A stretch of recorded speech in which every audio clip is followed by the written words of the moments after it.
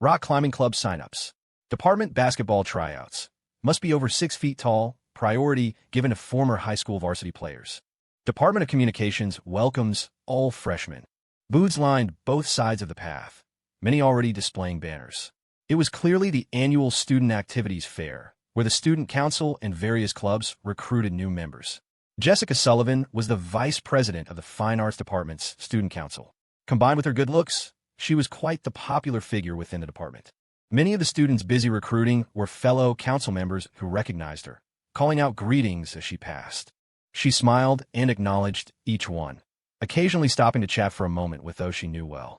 Michael Thompson trailed beside her, carrying a smoothie, feeling like some lackey hired to carry her things, all while enduring curious glances from others. He chuckled. "You're really popular, Jessica. You could be too, you know. Interested in joining the student council? I'll look out for you." Jessica Sullivan patted her chest confidently. Michael Thompson shook his head. "I'll pass. Don't be shy. It's not shyness. It's just that the current president probably wouldn't give up a spot for me. And if I joined, I'd definitely have to be the president." Michael Thompson deadpanned. "Then you'd be working for me, Jessica Sullivan. You wouldn't be able to look out for me then. You're full of it." Jessica Sullivan rolled her eyes at him. "No freshman becomes president at our school.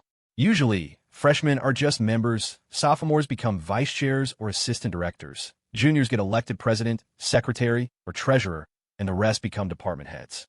Freshmen always started college full of ambition, feeling like they absolutely had to join the student council or become a class representatives. They'd sign up for everything, only to find themselves doing grunt work while their roommates who didn't join were back in the dormitory playing games. Then they'd get called out to do tasks during their own free time. Consequently, most quit by sophomore year, leaving only a few dedicated members who then became the vice chairs and directors, just in time for a new wave of enthusiastic freshmen to arrive.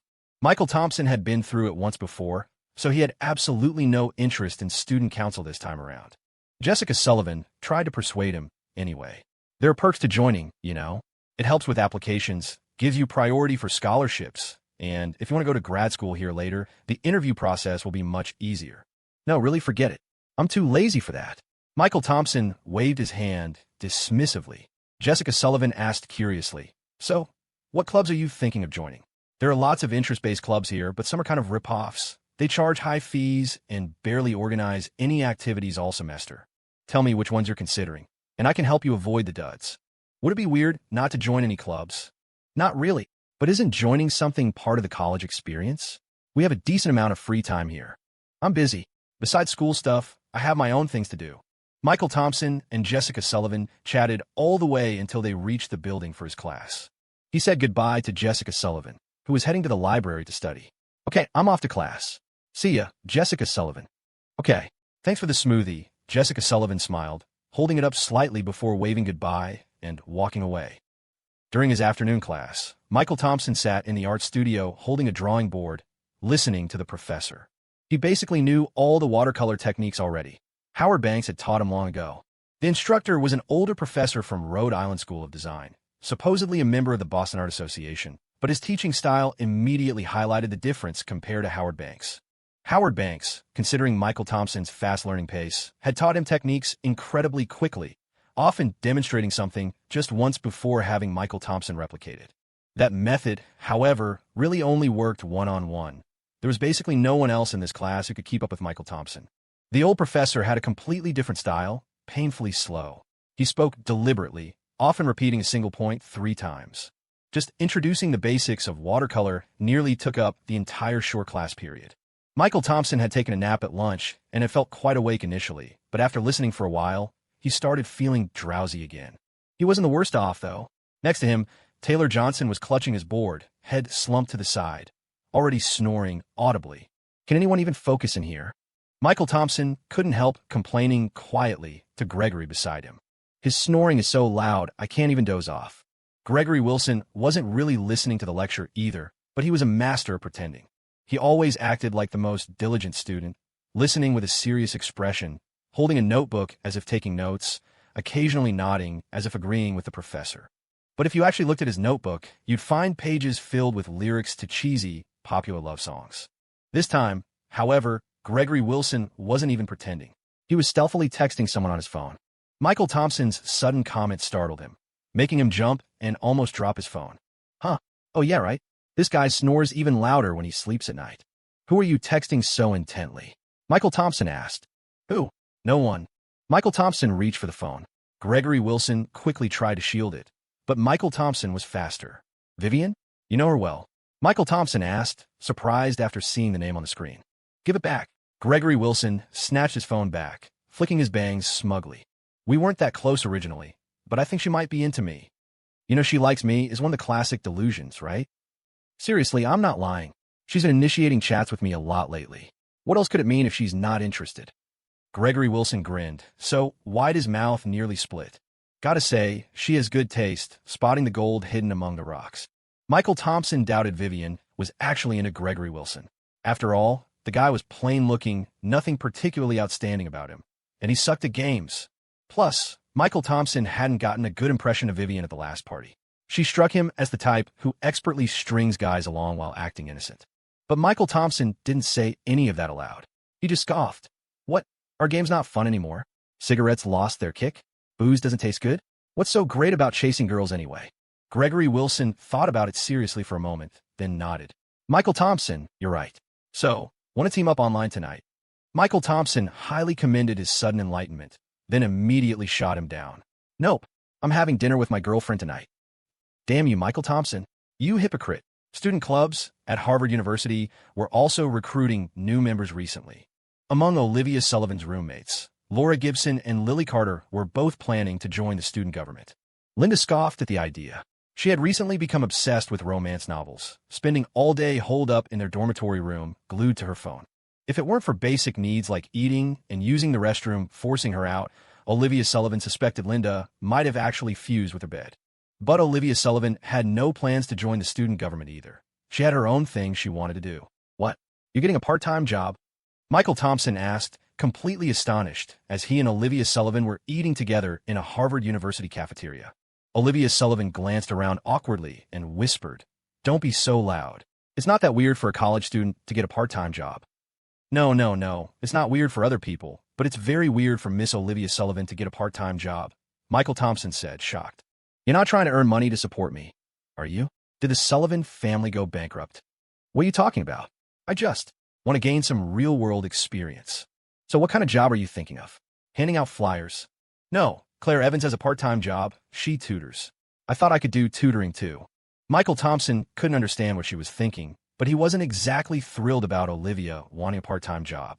Mostly, he hated the thought of her having to struggle like that. It wasn't like she needed the money. It seemed completely unnecessary. Wasn't she just looking for trouble? Michael Thompson looked at Olivia Sullivan's determined face and felt a headache coming on. It was rare to see her so set on doing something independently, and crushing her confidence didn't seem right. He needed to come up with a plan. You just want a part-time job, right? It doesn't necessarily have to be tutoring, does it? Michael Thompson confirmed. Olivia Sullivan nodded, then added, but it has to be something where I can really learn and grow, preferably not just manual labor. Michael Thompson rubbed his chin and nodded. Okay, how about we start our own little business? Olivia Sullivan was taken aback for a moment, then asked hesitantly, a business? What kind of business? Is there anything you'd like to do? You're asking me out of the blue. Well, think about it when you get back. If you don't have any ideas, you can just go with mine. Michael Thompson pulled out the card Olivia Sullivan had given him before, waved it in front of her, and grinned. We have the capital. Worst case, we lose a little money, right? He had never planned on getting back into business in this lifetime. He just wanted to be a solitary artist. But if Olivia Sullivan was interested, he didn't mind helping her find something to do. After so many years in business, finding a profitable little venture wasn't exactly difficult. Olivia Sullivan felt a bit awkward and mumbled, I just want a part-time job. Why was Michael Thompson suddenly so fired up, looking like he wanted to turn this into something big? After leaving Harvard University, driving home, Michael Thompson started seriously pondering what kind of small business would be good to start.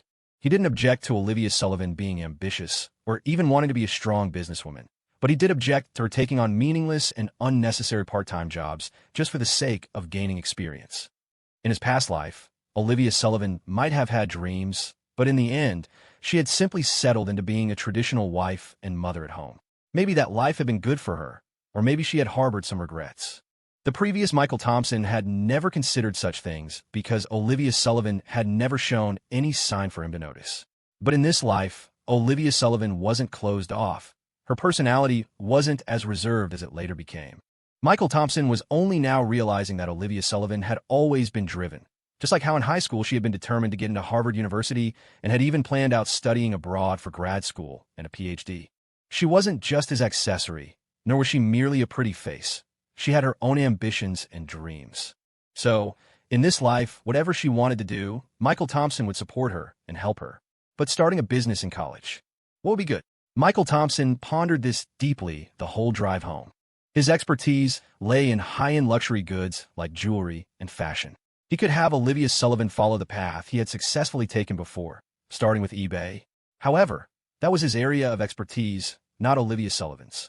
He had a feeling that if he took the lead, Olivia Sullivan's role would end up being the boss's wife in name only, while actually functioning as eBay customer service. He decided to wait a couple of days to see if Olivia Sullivan came up with any ideas herself. If not, it wouldn't be too late to start with his plan then. Michael Thompson was lost in these thoughts when he realized he had arrived home. After parking his car, he noticed an unfamiliar Range Rover with unfamiliar plates parked in his family spot. Do we have guests? Michael Thompson wondered briefly, but didn't dwell on it. After parking, he headed towards the house. Once inside the courtyard and entering the main hall, he saw Howard Banks having tea with a stranger. Seeing Michael Thompson, the stranger put down his teacup and said with a smile, "I heard Master Howard had taken on a new disciple. I didn't quite believe it at first, but I see it's true. Got the urge in my old age. Guess it was fate," Howard Banks said with a laugh, then beckoned Michael Thompson over. "This is the CEO of the XIN Ho Group. You could just call him Uncle Gibson." The XIN Ho Group was quite a large company in Boston, primarily involved in physical businesses like hotels and shopping malls. The biggest five-star hotel in Boston belonged to them. Howard Banks was, after all, a leading figure in the world of traditional Chinese painting, quite famous in Boston, and his associates were invariably wealthy or influential. Michael Thompson was used to this sort of thing by now and greeted him, "Hello, Uncle Gibson." Samuel Gibson sized up the young man before him and nodded. "Quite the talent. Since you call me uncle, let me give you a welcoming gift." He took a piece of what looked like a family heirloom from around his neck and offered it to Michael Thompson. "Agate stone nourishes a person. This piece came from a renowned source. It's yours."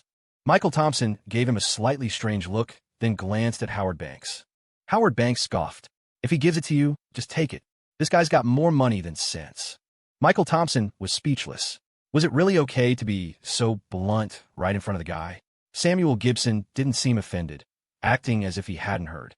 But Michael Thompson didn't accept it. He just shook his head and said, "I don't know if agate stone nourishes people, but this piece certainly won't."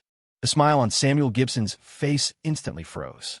He clearly hadn't expected Michael Thompson to say that, and asked awkwardly, "Why do you say that?" "Because it's fake agate stone," Michael Thompson kindly pointed out. "It's glass, dyed to look like good agate stone. Wearing it for a long time isn't good for you." Michael Thompson's words caught Howard Banks and Samuel Gibson somewhat by surprise. Samuel Gibson frowned and said, "You can't just say things like that. This jade came with a certificate." "A certificate doesn't change anything if it's fake," Michael Thompson said bluntly, shrugging. Howard Banks looked at Michael Thompson, quite surprised, but backed him up, saying, "Gibson, my apprentice here, Thompson, comes from a family that deals in precious stones. I reckon he wouldn't say that without reason. Where did you get this jade?" Actually, Howard wasn't entirely correct. Michael Thompson's father dealt in agate, which is quite different from jade carving.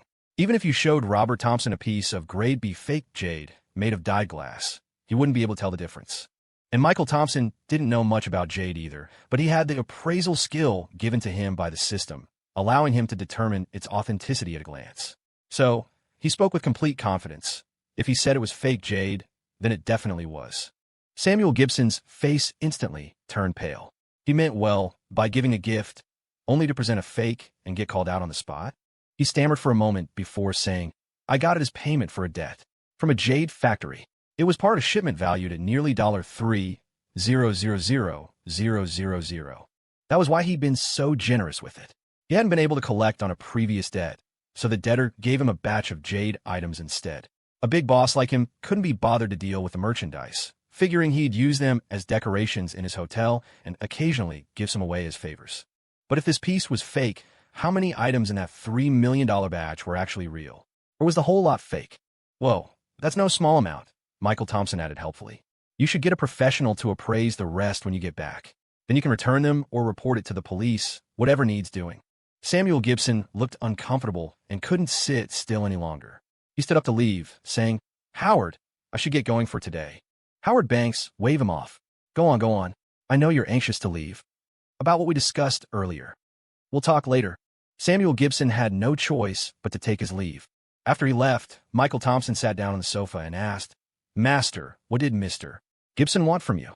"He wants to commission a painting for his office, so he came to ask me," Howard Banks said, smiling as he held his teacup. "That must cost quite a bit, right?" "It does." "Why do you ask?" Michael Thompson chuckled sheepishly. "Just curious?" "No reason." Howard Banks said, "You should focus that energy on your studies. In another 10 or 20 years, people will be coming here to ask you, not me." "Understand." Michael Thompson said cheekily, 10 or 20 years is too long. Can't we shorten that a bit?" Such impatience. Howard Banks shot him an annoyed look, then stood up. "All right, come with me to the studio. We'll practice ink wash painting tonight." Later that evening, after finishing his painting practice, Michael Thompson spent some time carving alone in his room, finishing a dragon head seal he'd been working on. As usual, the base of the seal was left blank, since he didn't know who would end up owning it. Leaving it blank allowed for future customization according to a client's request. He had quite a few such seals, some of which he had sold for pocket money. Since starting college, Howard Banks had intentionally introduced him to his network, often taking Michael Thompson out to meals, allowing him to meet many people in the art world. He was clearly grooming him as a successor. Michael Thompson was starting to understand the benefits of having connections. Compared to his previous life, where insiders looked down on him as just a businessman obsessed with money, in this life, he was experiencing what it felt like to be valued. The most interesting part was recognizing a few people who had scorned him in his past life, but were now shamelessly trying to cozy up to him. Through these insiders, however, Michael Thompson also met many wealthy patrons. Combined with his master-level carving skills and his special empathy ability, his works were instantly distinguishable from others and sold exceptionally well.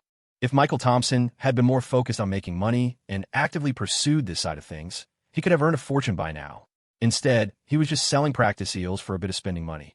The next day, Michael Thompson still hadn't heard back from Olivia Sullivan. It seemed Olivia still needed some time to think things over.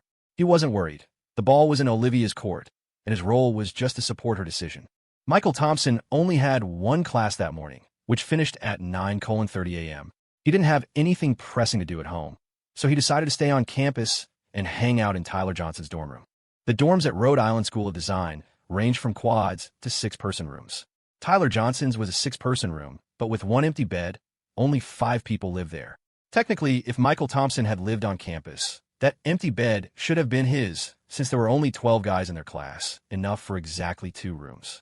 That's why Tyler Johnson and the others often joke that Michael Thompson was the 6th man in their 5-person room. After class, the first thing Tyler Johnson and his roommates did upon returning to the dorm was boot up their computers, log into a game, and start an intense gaming session together. One of their roommates, a tall guy named Ben Thompson, didn't play games, so while the others gamed, he usually watched TV shows. Michael Thompson pulled up a small stool and sat next to Ben Thompson, watching with him. Despite Ben Thompson being tall and broadly built, he had a soft spot for Korean dramas, which often left him teary-eyed. At first, Michael Thompson was dismissive. What's so great about cliché K-dramas? It's always the same. Car accidents, amnesia, incurable diseases. Then he watched for a little while. Damn, this is actually good. TV shows have gotten this complex. Right, Michael? This show Goblin is amazing. Ben Thompson, feeling like he'd found a kindred spirit, excitedly shared his thoughts on it. Michael Thompson watched, completely engrossed, and the time passed quickly. Just as everyone in the room was doing their own thing, there was a sudden knock on the door, and then it was pushed open. "Room inspection," a rather stern voice announced from the doorway, and several students dressed smartly in blazers, looking overly official, walked in. The occupants of the room immediately stopped gaming and quickly stood up. Tyler Johnson even muttered "shit" under his breath before reluctantly standing up, watching helplessly as his computer screen turned black and white. Michael Thompson remained oblivious, but Ben Thompson beside him whispered a reminder. "Michael, get up." "Huh, it's just a room inspection. Why do we need stand up?" Michael's comment immediately pissed off the student union members who were there for a dorm inspection. These guys were sophomores from the student union's student life division, led by their vice chair, Ryan. Ryan walked up behind Michael, scowling, and said, "Don't you even know to greet an upperclassman when you see one?" Michael glanced up over his shoulder, nodded, and said, "Make yourselves comfortable, like you own the place." Ryan was speechless. Damn, that completely derailed his train of thought. His annoyance obvious, he kicked Michael's chair. "Don't you know it's rude to stay seated when greeting someone?" Michael glanced down at his chair, then stood up. Ryan, thinking Michael was intimidated, felt quite pleased. But just as he turned to speak, he heard Michael ask Ben beside him, "Who's this idiot?" Ben whispered back, "The vice chair of our college's student union student life division. Don't know his name." The vice chair, huh? Students these days are really something, Michael mused. He felt a touch of nostalgia. In his past university life, dorm inspections were rare, and he'd never dealt with this. Later, during his own sophomore year, 4 of the 6 guys in his dorm had ended up as vice chairs in the student life division, which had made things very convenient. He'd certainly never encountered an idiot like this one. He was whispering with Ben, but how big is a dorm room? Ryan hadn't moved and was standing right beside Michael, so naturally, he heard every word. His face darkened, while Gregory, standing nearby, couldn't help but snort with laughter. "Michael, I know who you are. Think being the freshman rep makes you something special." Ryan snapped, then turned to the members with him. "These freshmen have no respect these days." Michael wasn't about to put up with him. He rummaged around on Ben's desk, found a student handbook, and held it out. "Here, upperclassmen. Show me exactly which rule I broke." Ryan was speechless again, but quickly recovered, craning his neck stubbornly in annoyance. "You disrespected me." Michael looked puzzled. "Weren't you the one who ordered me to stand up the second you walked in? Where was the respect for me? I'm the vice chair of the student life division." Michael flipped through the handbook again and spread it open in front of Ryan. "Doesn't say anything in here about standing up for the student life division chair. Maybe you should talk to the university president about adding that. Vice chair? We're just freshmen. How would we know if it's not spelled out?" This supposedly helpful suggestion made Ryan's already dark face turn practically green. Talk to the president? Put it in the handbook? Might as well suggest taking it to the government and making it a national law. Ryan had never met a freshman like this. He struggled for a retort, but couldn't find one. Furious, he finally said, "Fine, I'll remember you. Who's your advisor?" He was trying to scare Michael. Most freshmen were intimidated by faculty and would usually back down at the mention of their advisor. But Michael wasn't fazed. He pulled out his phone, tapped the screen a few times, and held it out. "Here's my advisor's number. Why don't you call him right now?" Ryan was stunned. This kid wasn't following the usual script. He was just bluffing. He never intended to actually call the advisor. If word got out, people would think he was bullying a freshman. Besides, a student union officer tattling to an advisor over something so trivial would make others question his abilities and laugh at him. Luckily, while he hadn't scared Michael, he had clearly intimidated the others in the room. "Michael, just let it go," Ben urged him. "It's not worth it. We have class soon." Seizing the chance to save face, Ryan ignored Michael and started ordering his members to proceed with the inspection. But having been put in his place by Michael, Ryan was simmering with resentment and naturally started nitpicking during the inspection. No clothes on the windowsill. No trash in the trash can. Nothing on top of the bookshelves. In reality, Tyler Johnson's room was quite clean. At least there weren't instant ramen containers all over the floor. But Ryan found fault with everything. It looked like they were about to lose a significant number of conduct points. Ryan told his members to write up the room. As they were preparing to leave, his eyes landed on an intricate Gundam model with a realistic metallic finish sitting on Tyler Johnson's bookshelf. "Who said you could put this on your shelf? It's confiscated," he snapped, walking over to grab it. Tyler Johnson, who had been silent during the rest of the inspection, suddenly became agitated. "No, I'll put it away, just don't take it. You can't confiscate this." "Who's in charge here? Me or you?" Ryan retorted dismissively, reaching out to snatch the model. Tyler instinctively tried to stop him, panicking and shoving Ryan back. Furious at being pushed, Ryan deliberately let the Gundam model slip from his grasp, sending it crashing to the floor. Clatter. After the sharp sound, the room went completely silent. Tyler Johnson stared blankly down at the shattered pieces scattered across the floor, his expression growing darker by the second, his fists clenching tightly. Ryan deliberately announced loudly, "You all saw that. He pushed me first. It was an accident. I'm not paying for it." Before he could finish, a furious roar exploded next to his ear. "You son of a bitch!" Ryan didn't even have time to react before he felt a searing impact on his cheek. a heavy punch that sent him staggering to the floor. He lay on the ground, clutching his face, his mind reeling. Did I just get punched? The sharp, stinging pain radiating from his cheek confirmed it wasn't a dream. He looked up at Tyler Johnson, utter disbelief flooding his features. You hit me. Damn right I did. Tyler Johnson, eyes bloodshot with rage, cursed through clenched teeth, lunged forward, grabbed Ryan by the collar, and looked ready to smash his head against the floor. This turn of events caught everyone completely by surprise, including Michael. He hadn't expected Tyler Johnson to react so violently and actually hit Ryan. But if this kept up, things would get really ugly. Michael, what do we do? Ben, panicking beside him, instinctively turned to Michael. Michael started taking off his jacket, lowering his voice. What do you mean? Just make sure you pull me and Tyler Johnson back. Oh, okay, right? Huh. Ben hastily agreed, but then paused, confused. Pull me and Tyler Johnson back? Isn't Tyler the only one fighting? Before Ben could wrap his head around it, he heard Michael yell, shit. Turning in astonishment, Ben saw Michael charge forward and jump into the fray, landing punches on Ryan alongside Tyler. Tyler Johnson, let it go, let it go. Michael, it's not worth it. It's not worth it.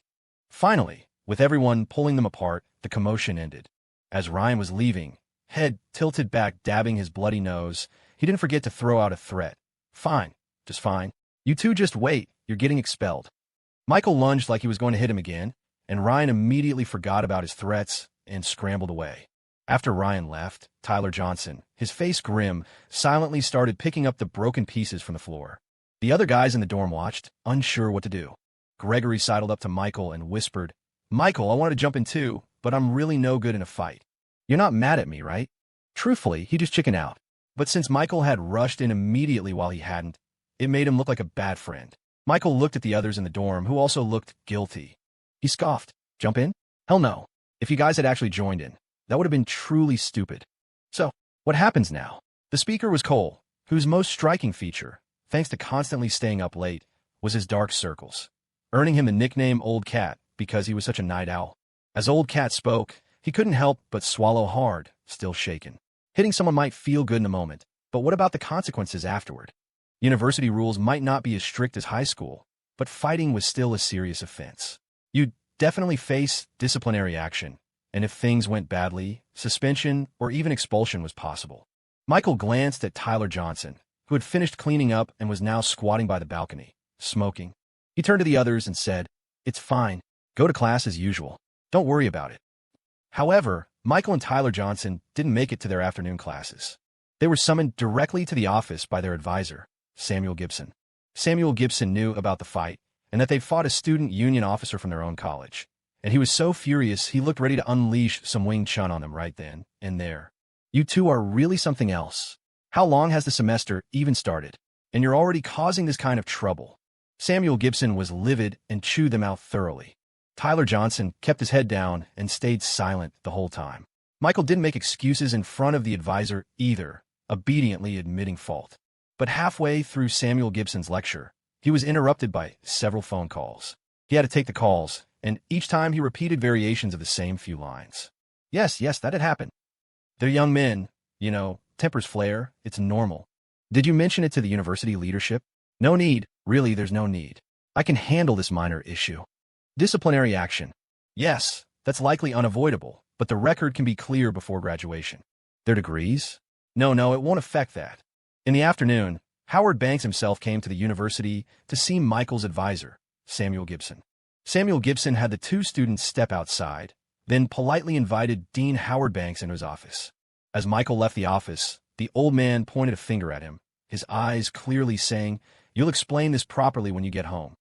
While Howard Banks was inside, getting the details from Samuel Gibson, Michael and Tyler Johnson stood waiting outside the door like they were being punished. Michael, thanks. It was the first thing Tyler Johnson said after being silent for so long. Michael waved dismissively, unconcerned. Thanks for what? We're buddies. There are so many people there, but you're the only one who jumped in to help me without a second thought, Tyler Johnson said, sounding moved. It's not that I blame the others like Old Cat, but it just feels different, He looked at Michael and said seriously, I won't forget this, Michael. From now on, you're my big brother. Michael grinned. Help you in one fight, and I'm your big brother? If I help you with something else, are you going to call me Dad? Get out of here, don't say stuff like that. Tyler Johnson finally cracked a smile too, seeming much more relaxed. Still, I never expected you'd jump in to help me, Michael, he added reflectively. Because in his eyes, Michael wasn't like the others. His way of thinking and acting seemed much more mature, more savvy than others their age. That kind of impulsive act, driven by loyalty, didn't seem like something Michael would do. Michael just smiled at that. He wasn't really that impulsive. No matter how much he disliked someone, he wouldn't resort to such a crude method as physical violence. It was just that if he hadn't helped, Tyler Johnson would have been in serious trouble. Without Michael's involvement, Tyler Johnson might really have been suspended or even expelled over this. But with Michael also involved in the fight, things were different. After all, his own Samuel Shaw still held a position at Rhode Island School of Design Preparatory. Things couldn't get so bad that Michael would be expelled. So, in the end, the matter would likely be smoothed over. At worst, they'd get a demerit, but it wouldn't escalate. Michael hadn't had much choice. Things happened suddenly, and in the heat of the moment, this was the only solution he could think of, acting almost instinctively. He said with a smile, "Never mind me. You were pretty impulsive yourself. Was that model really valuable? Or did it have some special meaning for you?" "It was pretty expensive, yeah. Over $20,000, Tyler Johnson said casually. "Mainly, it's discontinued. You can't buy it anymore." Michael glanced at him, a little surprised. Spending over $20,000 on a discontinued model. For a typical college student, how long would it take to save that up? Definitely more than you could earn from a summer job. No wonder Tyler Johnson reacted so strongly when the model got smashed. Just as he was about to reassure Tyler Johnson not to worry about suspension or expulsion, Tyler suddenly spoke first. "Michael, don't worry. This won't blow up. We won't get expelled." "Michael, dude, how'd you beat me to it?" Tyler Johnson hinted obliquely. "Actually, my family's pretty well off and connected. Don't worry, I can handle this." Damn, he beat me to the reveal. Michael never expected Tyler Johnson to be the first one to deploy the "all right, cards on the table, I'm done pretending" power move. For a moment, he looked at Tyler Johnson with a very strange expression. Who knew? A master hiding in plain sight. In this showdown of subtle flexing, he had lost. Tyler Johnson continued reflectively. "I didn't realize my dad even knew our college's Dean Howard Banks, though. Did you see? When Dean Banks went in just now, he pointed at me. His look totally meant don't worry. Looks like this is settled." Michael held back for a long moment before finally managing to say, "You're right." The incident blew over quickly. A few days later, the university's disciplinary decision came down. Michael and Tyler Johnson received demerits for assaulting the deputy head of the student life department in the dormitory. They were disqualified from scholarships for the academic year and were publicly criticized throughout the college. The deputy head in question was quite dissatisfied with this outcome and even went to the dean's office demanding a better explanation. Ryan was furious about how the school handled the situation. What the hell? Last year, a student from his own department got suspended for a whole year just for fighting with someone in the cafeteria. Now, a student union rep gets beaten up by two freshmen and the school barely does anything? The moment Ryan heard the decision, he went straight to the dean's office to talk to a staff member he was friendly with and state his case. Having been a student union officer at Rhode Island School of Design Preparatory for so long, he thought he had pretty good relationships with the faculty and staff. But to his surprise, when he tried to complain to the staffer in the dean's office, he was basically shown the door. The school has its reasons for handling things this way. If you're not satisfied, there's nothing we can do. We follow the rules and regulations. The staff member, who was usually friendly, said, now giving him the official runaround. Besides, based on what we've learned, you weren't entirely blameless in this incident either. Feeling wronged, Ryan couldn't help but raise his voice. What did I do wrong? You smashed the other guy's property, and you're asking what you did wrong? No, that was because he pushed me, and my hand slipped. It fell accidentally. Ryan tried desperately to explain, but the staffer didn't want to hear it, waving him off. All right. Arguing with me isn't going to help. If you're unhappy with the decision, you can take it up with the school administration. Take it up with the administration? Which administrator? Ryan knew he was just getting the runaround, and he seethed with anger. But he didn't dare make a scene in front of a school official. His mind started racing, plotting how to get even. He'd been navigating this school long enough. Dealing with two freshmen should be a piece of cake, right? As he schemed, his intentions became visible on his face. The dean's office staff member beside him offered a well-intentioned warning. I'd advise you to just let this go. Those two freshmen are not people you want to mess with. Ryan looked up, surprised. Sir, what do you mean by that?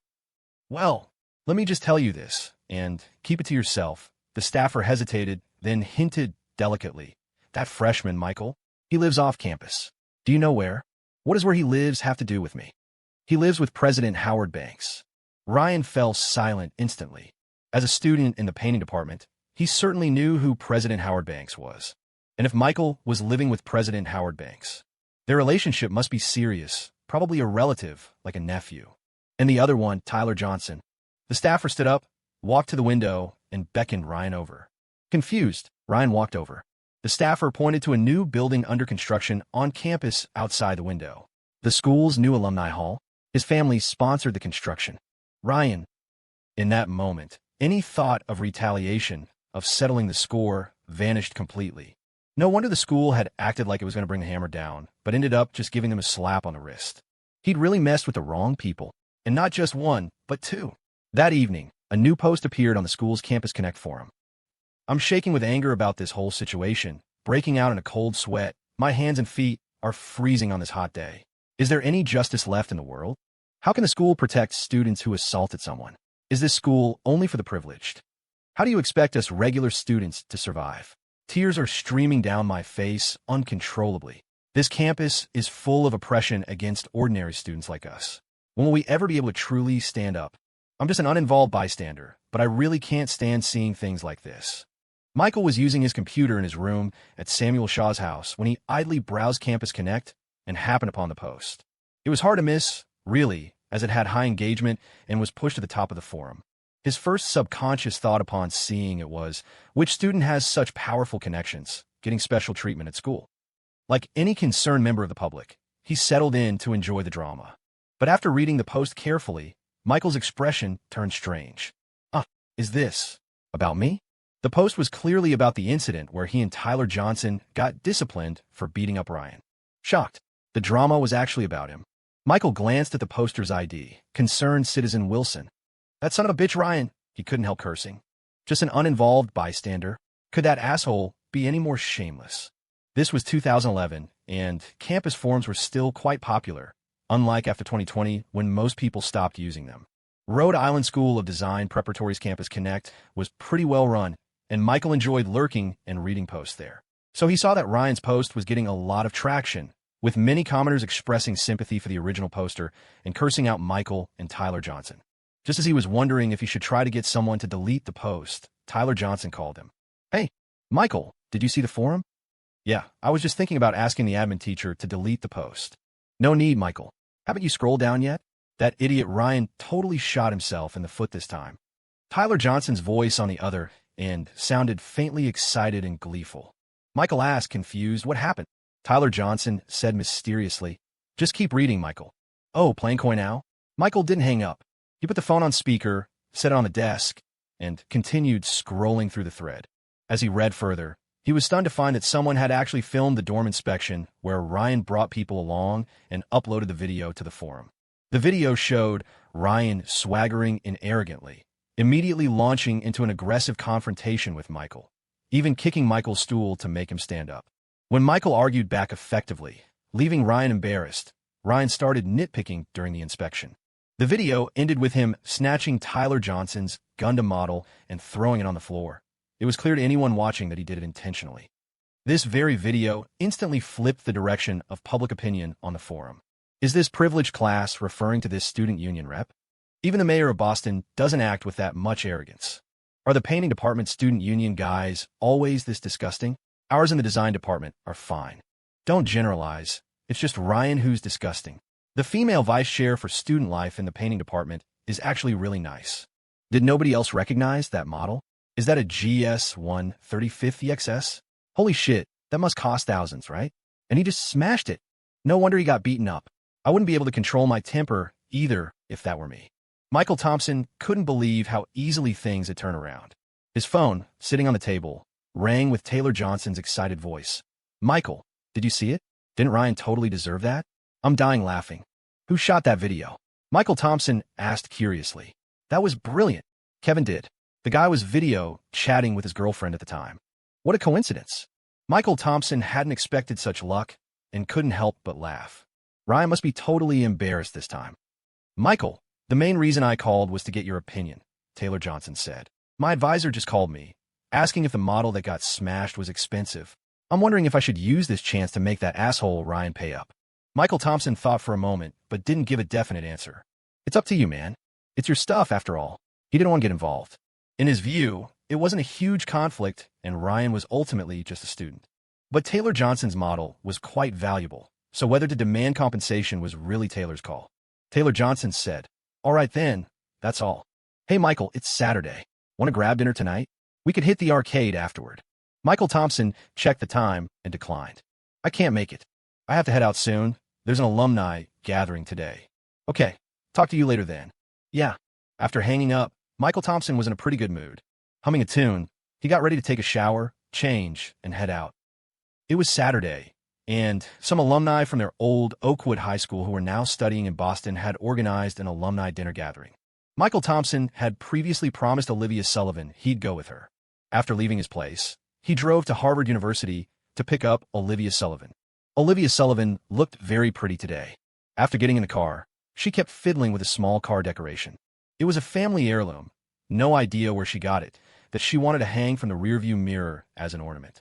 Michael Thompson drove slowly, smiling as he urged her, "Put your seatbelt on, it's dangerous." "Hold on, almost done." "Okay."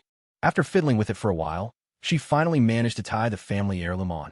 She held her hands up, studied it for a moment, nodded with satisfaction, and asked Michael Thompson with a grin, "I braided this myself. Does it look good?" "Looks great. Who knew Miss Olivia had such artistic talent?" Suits me perfectly." Michael Thompson nodded in earnest agreement, earning an annoyed glare from Olivia Sullivan. While driving to pick up the others, he asked Olivia Sullivan, "Have you had any thoughts about what we discussed a while back?"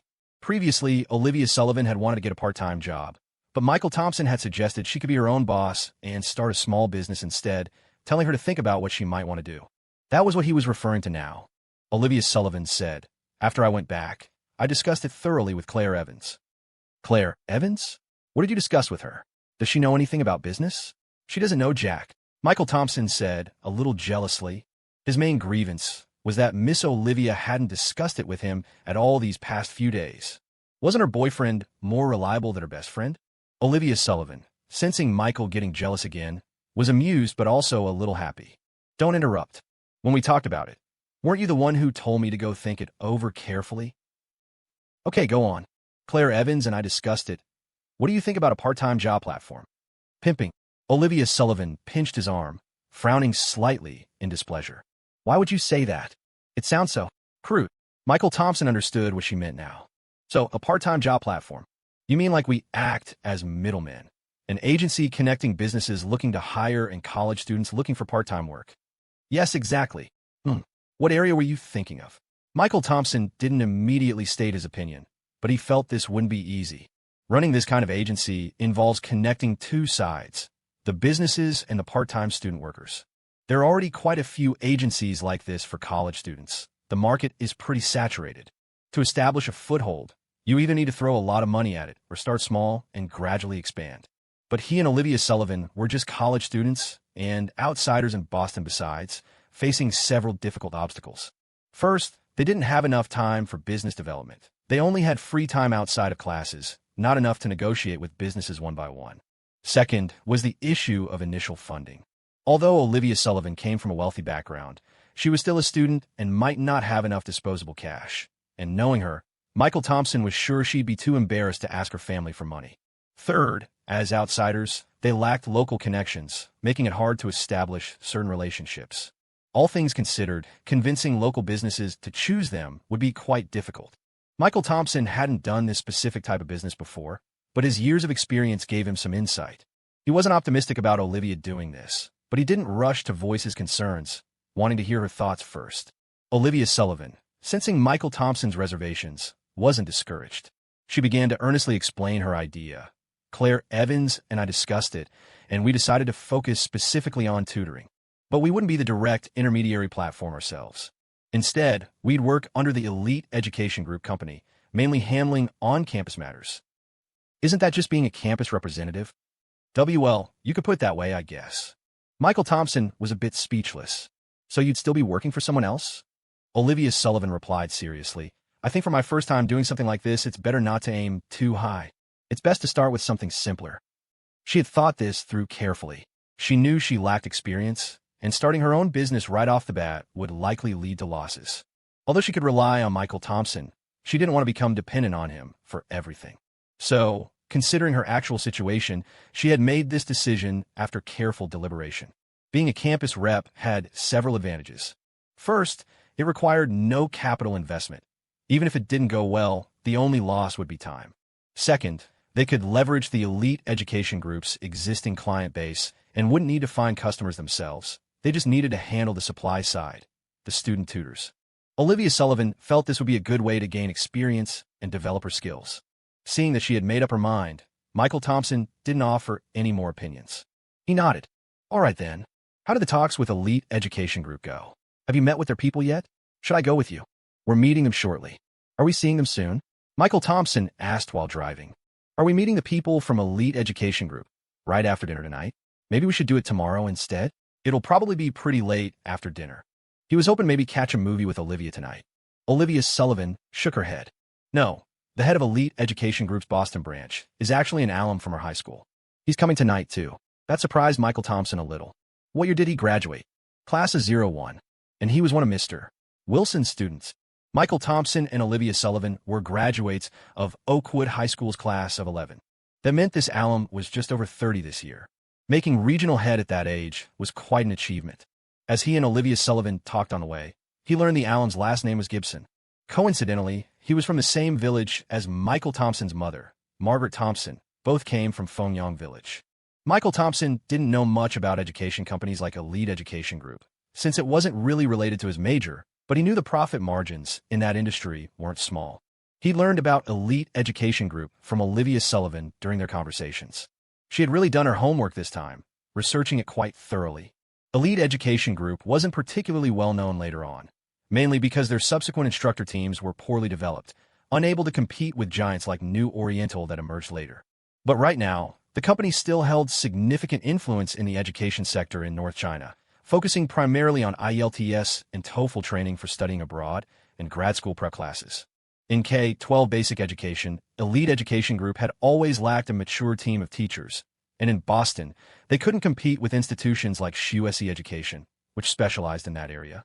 Currently, this segment was still in its early stages for them, operating mainly as an agency recruiting part-time university students to provide tutoring services for families in need, taking a commission fee from the process. Since Elite Education Group was new to the K-12 sector, the market hadn't fully opened up yet. Setting aside the client base for a moment, regarding part-time staff, they mainly wanted to recruit from several key universities in Boston. And Harvard University, as one of the nation's top institutions, had plenty of top scorers from various provinces. If these students were willing to tutor part-time, they themselves would be a huge draw for clients. If Olivia Sullivan managed to secure the Harvard University representative role, the potential earnings were quite significant. After all, Elite Education Group was basically spending money just to generate buzz this time. For example, if a part-time tutor could earn 100 yuan an hour, normally the agency would take around 25 and the campus rep would get $10.00. Plus, the agency would typically charge a referral fee per person. But this time, Elite Education Group waived the referral fee and was only taking a 20% commission, including the campus rep's share. The campus rep's rates would increase based on performance tiers. However, this special offer was only for Harvard and a few other key universities. The commission rate for part-time students from regular universities remained largely unchanged. Michael Thompson decided to give her a little prep talk. All right, let's practice. Pretend I'm Gibson, the alum. Make your pitch. He decided to play the role of HR. Olivia Sullivan blinked her pretty eyes, looking a bit lost. Michael Thompson sighed. You haven't prepared anything at all, have you? What do I need to prepare? At least tell me why I should choose you. What are your strengths? Olivia Sullivan thought for a moment, then raised her hand. I'm your girlfriend. Well, I can't really argue with that reason. He gave Olivia Sullivan a light, playful chop on the head. Seriously now, no messing around. Olivia Sullivan's face was blank for a long moment. Then she clenched her small fists and said earnestly, I'll be very serious, and I'll work really hard. Michael Thompson put his hand to his forehead, a headache forming. He didn't know what to say. Is that not good enough? What do you think? Probably not. Wow. Besides being pretty, you also have the virtue of self-awareness. Unexpected, truly unexpected, Michael Thompson remarked, then threw cold water on her hopes. Look, Even though you have the connection of being an alum with this Gibson guy, don't rely too heavily on that relationship for business matters. If I were Gibson, I wouldn't choose a freshman who just started college as a campus rep. It'd be better to pick someone more familiar with the campus, preferably a student involved in the student union. And ideally a guy, the type who knows how to get things done. Okay, Olivia Sullivan deflated a little, asking plaintively, Michael Thompson, do you really think I could do it? No problem. Michael Thompson reassured her with a smile. Once we pick up Claire, Evans, and Jake, I'll have Jake drive, and I'll help you practice properly. After arriving at Beijing Normal University, they picked up Claire, Evans, and Jake Wilson. Michael Thompson handed the keys over to Jake Wilson and had Claire Evans sit in the passenger seat. Michael, maybe you should take the passenger seat? Jake Wilson was a bit timid. I haven't really driven by myself since I got my license, and I don't know the roads in Boston very well. Michael Thompson glanced at Claire Evans, already settled in the passenger seat, then gave Jake Wilson the middle finger. You're such a dumbass. While Jake Wilson was still looking confused from being cursed out, Michael Thompson slid into the back seat next to Olivia Sullivan. Claire Evans didn't stay in the passenger seat for long, though. When she heard Michael Thompson was going to run a mock interview for Olivia Sullivan, she excitedly squeezed into the back seat, insisting Michael Thompson do one for her too. She had discussed it with Olivia Sullivan earlier and was planning to try for the campus representative position at Beijing Normal University as well. Jake Wilson didn't drive for long either. After they picked up Emily Thompson, she eagerly told Jake Wilson to move to the passenger seat so she could drive. Emily Thompson had gotten her driver's license around the same time as Michael Thompson and Jake Wilson, but she was much bolder. After getting her license, she'd drive her dad's car around town every day, already acting like a seasoned pro behind the wheel. Usually, Emily Thompson didn't get to drive while at school, but since Michael Thompson had brought his car out today, she naturally wanted to get her hands on the wheel. Emily slowed down. Light. Red light up ahead. Emily Thompson drove daringly, making Jake Wilson shriek in terror from the passenger seat. But some people get instantly irritable the moment their hands touch the steering wheel. Unfortunately, Emily Thompson was one of those people. Jake, shut up. Yell again, and I'll punch your head right into your gut. Michael Thompson, sitting in the back, was actually quite scared of riding in Emily Thompson's car too, which was why he'd asked Jake Wilson to drive initially. But he didn't dare provoke Emily Thompson, the road rager, so he wisely pretended not to hear anything and just turned to whisper to Olivia Sullivan. You have insurance, right? Olivia Sullivan. ? In the end, Emily Thompson managed to drive them safely to their destination. The dinner gathering was at a restaurant near City General Hospital. It wasn't too fancy, but not too casual either, pretty suitable for the occasion. Michael Thompson and the others got out of the car. As they were heading into the restaurant, he asked Olivia Sullivan, You remember the points I just told you, right? Olivia Sullivan nodded earnestly. I remember. Michael Thompson could see she was still a bit nervous. How about I help with the discussion today instead? He offered. No. Surprisingly, Olivia Sullivan refused firmly, shaking her head. I want to do it myself. All right then. Michael Thompson shrugged, respecting her decision. The restaurant was called Golden Valley Diner, a well-established spot in Boston, but reasonably priced. A meal for 4 or 5 people would probably cost around $70 to $80, affordable for most. However, tonight's dinner was being treated by upperclassmen, so Michael Thompson and his friends were essentially just showing up to eat for free. Golden Valley Diner had 2 floors. The downstairs dining area already had quite a few customers eating, showing the place did good business. Michael Thompson's group had reserved a private room on the 2nd floor. They arrived a bit late, and the room was already full, with at least a dozen people inside. Michael Thompson recognized some faces but couldn't recall their names, probably people he'd seen around in high school but didn't know well. A few classmates from their year, however, greeted Michael Thompson and his friends warmly as soon as they saw them. Look who it is, the celebrity. Come on in, sit down, someone joked. Michael Thompson glanced behind him until the person chuckled. What are you looking around for, Michael Thompson? I'm talking about you. Michael Thompson laughed too. That's news to me. Since when am I a celebrity? He didn't hesitate, taking a seat confidently.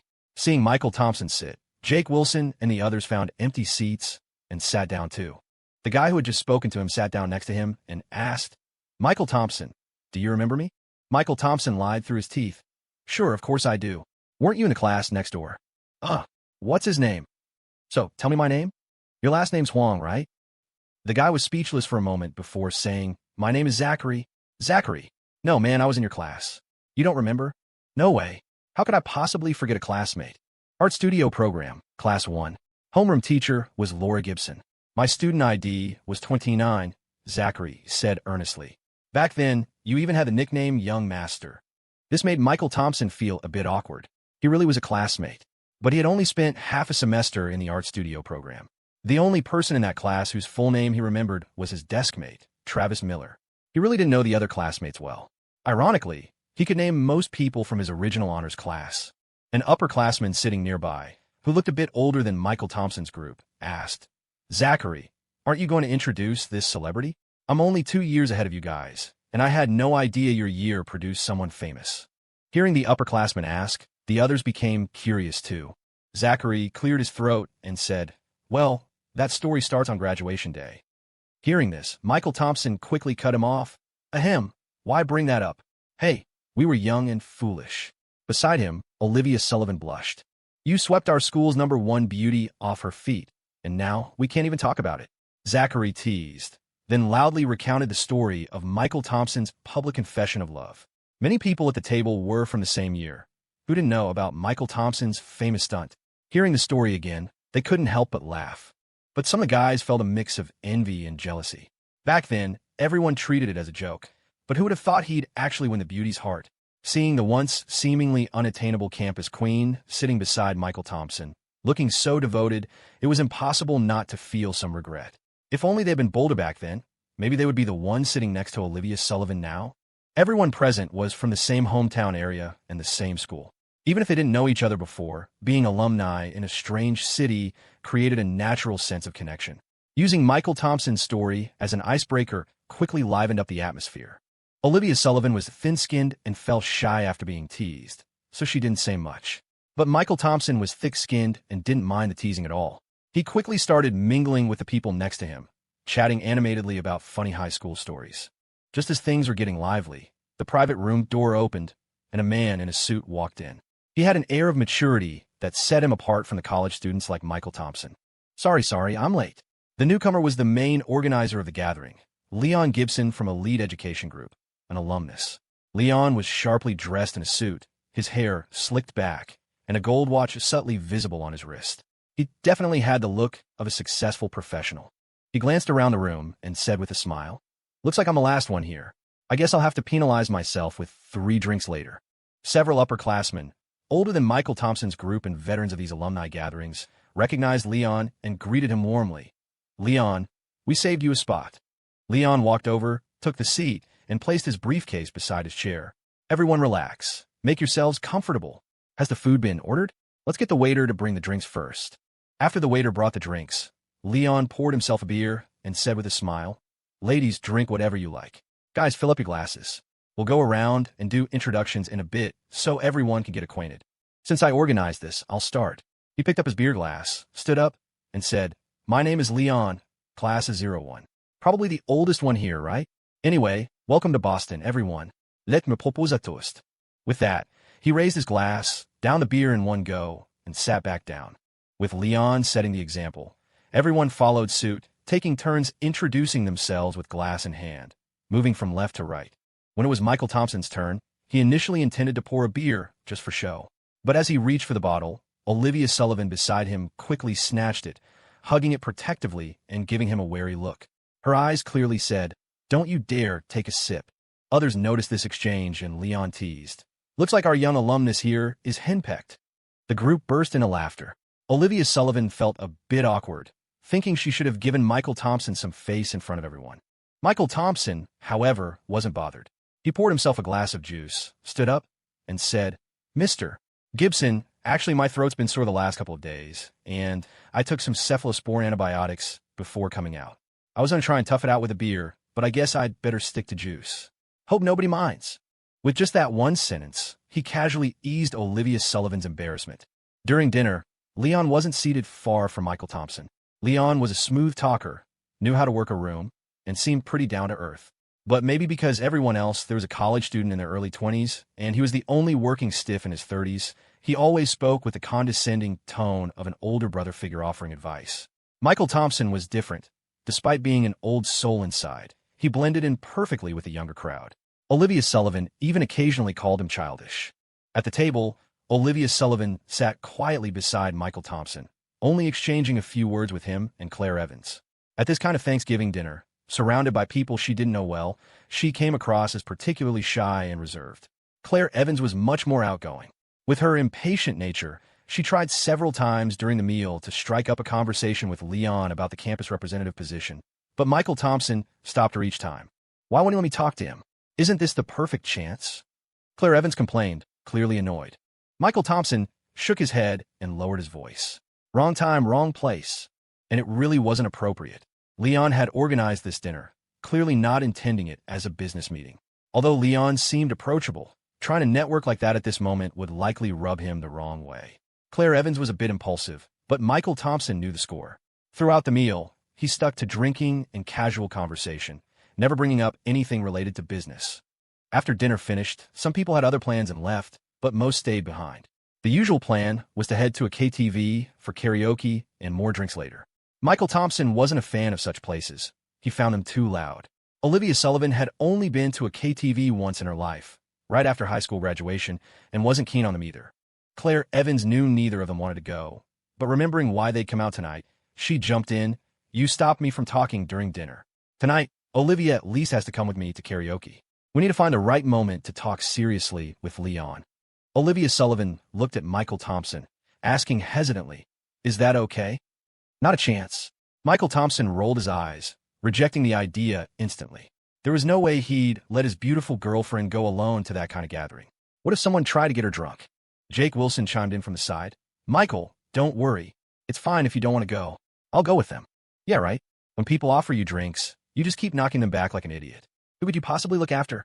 Michael knew Jake Wilson too well to even consider trusting him with this. Nearby, Emily Thompson chuckled. Then just go with them if you're worried. It's okay to let loose once in a while. Michael Thompson ignored her and turned to Olivia Sullivan. Do you want to go? Olivia Sullivan shook her head slightly, looking conflicted, but afraid of being a killjoy. She quickly added, if everyone else is going, I'll be fine. If you don't want to go, we don't go. Next time it's just us hanging out. I'll let you guys drink as much as you want, Michael said, understanding her reluctance. It's fine. Emily and Jake can go with the others. Claire Evans, you stick with us. I'll find a way for you two to talk to Leon. Claire Evans looked at him skeptically. What kind of plan could you possibly have? Just follow me. Michael Thompson scoffed, heading out the door first. Most of the attendees at tonight's party were college students, so they had mainly arrived by subway or taxi. The only ones who had driven themselves were Michael Thompson and Leon. Because the Golden Valley Diner was in a prime location, there was no parking nearby. You had to park in a mall's underground garage about a 10-minute walk away. Just as Leon stepped out of the restaurant, heading for the garage, he ran into Michael Thompson, Olivia Sullivan, and Claire Evans coming out. Michael, he called out, offering a helpful tip. It's easier to catch a cab at the intersection near the restaurant entrance. Michael Thompson smiled. I drove. Leon gave him a slightly surprised look, but nodded without asking further. Oh, I see. Well, it's on the way then. Let's walk together. Sure, Michael agreed, leading Olivia Sullivan and Claire Evans alongside Leon towards the underground garage. As they walked, Leon naturally struck up a conversation with Claire Evans. Claire Evans, about that thing you mentioned last time. He recognized her. There was a group chat for people from their hometown, and Leon was the admin. Claire Evans had been added by a senior from Oakwood High School whom Leon knew fairly well. Being outgoing and already planning to find part-time tutoring work in college, Claire had jokingly asked Leon in the chat to look out for her, addressing him as a senior from their hometown. The campus representative idea was something Olivia Sullivan had discussed with Claire later, and Claire hadn't mentioned it to Leon yet. Leon hadn't taken the younger student's joking request too seriously back then, but now, walking together, he brought it up to avoid awkward silence. This was exactly what Michael Thompson had wanted, for Leon to initiate the topic, making the conversation flow more smoothly. Personally, I'd suggest not taking on part-time work during your first year. First-year courses are pretty demanding, and you're at a good school. It's better to focus on your studies, Leon said, again adopting his older brother tone, adding jokingly, failing a class in your first semester wouldn't be worth it. Claire Evans, never one to mince words, replied, Mr. Gibson, aren't you recruiting campus representatives? I'm interested in doing that. Leon politely declined. About that, I've already confirmed someone for Riverside Preparatory. Sorry. Oh, well, can't be helped then. Claire Evans deflated a bit. Prompted by Michael Thompson in the car earlier, she had prepared a whole speech, but now none of it seemed useful. She felt like she'd failed before she even started. Olivia Sullivan couldn't help but gather her courage and ask, "What about Harvard University?" Leon looked at her, surprised. He'd noticed Olivia Sullivan earlier, of course. It was hard not to. She was very pretty, and any guy would look twice. But his impression was of a shy, quiet young woman. It was her boyfriend, Michael Thompson, who was the smooth, personable one. He was surprised first that Olivia Sullivan was a Harvard student, and second that such an introverted girl would want a campus representative role that required dealing with people. After a moment of surprise, he shook his head. "Sorry, we've already filled the position for Harvard University too." Olivia Sullivan's face fell with disappointment. Just then, Michael Thompson, who had been listening quietly on the side, suddenly spoke up. "Mr. Gibson, would you mind telling us who your company selected as the representatives for these two schools?" Michael Thompson's sudden interjection caught even Leon off guard. He hesitated, unable to respond immediately because his earlier statement had just been a way to brush off the two girls. The campus representative positions for Harvard University and Riverside Preparatory hadn't actually been filled yet. Leon had said they were because Olivia Sullivan and Claire Evans weren't even on his radar. How long had freshman year even started? Could students who were just in high school a few months ago really handle this responsibility? Leon didn't think so. He shared Michael Thompson's view, leaning towards sophomores or juniors, preferably male, and ideally officers in the student union. He actually had a deeper plan, to see if he could get Mr. Gibson from a university administration to help recommend part-time students. If it were any other schools, maybe he'd consider it, out of respect for them being from the same hometown and alumni. But Harvard University and Riverside Preparatory were different. The former was one of the top 2 universities in the country, and the latter was Boston's top teachers' college, its specialization a perfect fit. He valued the campus representative roles at these two schools the most, and the candidates had to be strictly screened. Leon sized up this younger student from his hometown and university, putting on a professional smile. "Company policy prevents me from disclosing details about that." Michael Thompson cursed inwardly. "We're both old foxes. Stop playing games with me." The moment Leon said the positions for both schools were filled, Michael knew exactly what he was thinking. Elite Education Group's venture into K-12 basic education was just starting out. Lacking its own teaching staff, it had become an intermediary platform, still just getting off the ground. Claire Evans and Olivia Sullivan had done their research and asked around among their classmates. They hadn't heard of anyone working part-time for Elite Education Group. This meant Elite hadn't established a presence in these two universities yet. So how could both suddenly have campus reps? However, Michael Thompson didn't call him out. Instead, he played along. "So, how's the performance of the reps at those two schools?" "Why do you ask?" "Just wondering if there's a chance to replace them." Michael Thompson was direct. If someone isn't capable, it's only natural to let someone more capable take over, right? This took Leon by surprise. He looked at Michael Thompson, an intrigued smile playing on his lips. "And how would you prove you're more capable?" Michael Thompson smiled back. "If I just told you I was capable, Mr. Gibson, you definitely wouldn't believe me. Why don't you give us a chance to prove it?" "How would I give you a chance?" "Simple. When Elite Education Group starts recruiting part-time university students, let us work alongside your chosen campus reps. We'll each do our own thing, and you can see who performs better in the end. Then you decide who to hire." Michael Thompson proposed, "If our performance is worse, at worst, we'll have worked for you for free. We'll just consider it time wasted." Leon genuinely hadn't expected this younger student to come up with such an idea. The more he looked at Michael Thompson, the more he felt this kid was quite something. "You guys aren't short on money, are you? A college student who can already afford their own car. Is it really necessary to take this job?" He didn't quite understand. His experienced eyes could tell the three didn't come from poor backgrounds. Their families seemed quite well off. "Of course, it's necessary." Michael Thompson dangled the car keys looped around his finger. "Otherwise, Mr. Gibson, how do you think I got this car? I'm not some leech who only knows how to spend family money." His words completely bluffed Leon, who now assumed Michael Thompson had earned enough for a car at such a young age through his own business ventures. Even a regular sedan would cost hundreds of thousands of dollars. Leon immediately saw this younger student, Michael Thompson, in a new light. After mulling it over and figuring he had nothing to lose, he nodded. "All right, I can give you a chance. But let me be clear about one thing. I won't be signing an agency contract with you this time. We will also be selecting other candidates for the two schools. When the time comes, we'll keep whoever performs better, just like you said. How does that sound?" Michael Thompson showed a satisfied smile and nodded. "That's good enough." By the end, the conversation had basically become a negotiation between Michael Thompson and Leon. The two people actually involved, Olivia Sullivan and Claire Evans, could only watch from the sidelines. Claire Evans felt a bit discouraged. She usually considered herself quite articulate, but when things got serious, her tongue seemed tied. She completely lacked Michael Thompson's clear thinking and his ability to speak so logically and persuasively. Olivia Sullivan, however, wasn't bothered. In her heart, the more capable Michael Thompson was, the better. He was her boyfriend, after all. Michael Thompson drove the car out of the garage and said to the two girls inside, "Olivia Sullivan is going on a date with me now. Third wheel, what are you going to do?" Jake and Emily went singing with them. "Are you going to join them? Or should I just drop you by the roadside? Isn't staying with Olivia an option? We haven't seen each other in ages either." Claire Evans expressed her dissatisfaction, reaching out to hug Olivia Sullivan. "Olivia belongs to everyone. You can't monopolize her." Michael Thompson mercilessly refused. "Since when do I have to share my girlfriend with you? Have some self-awareness, third wheel, and get out of the car." Claire Evans complained to Olivia Sullivan.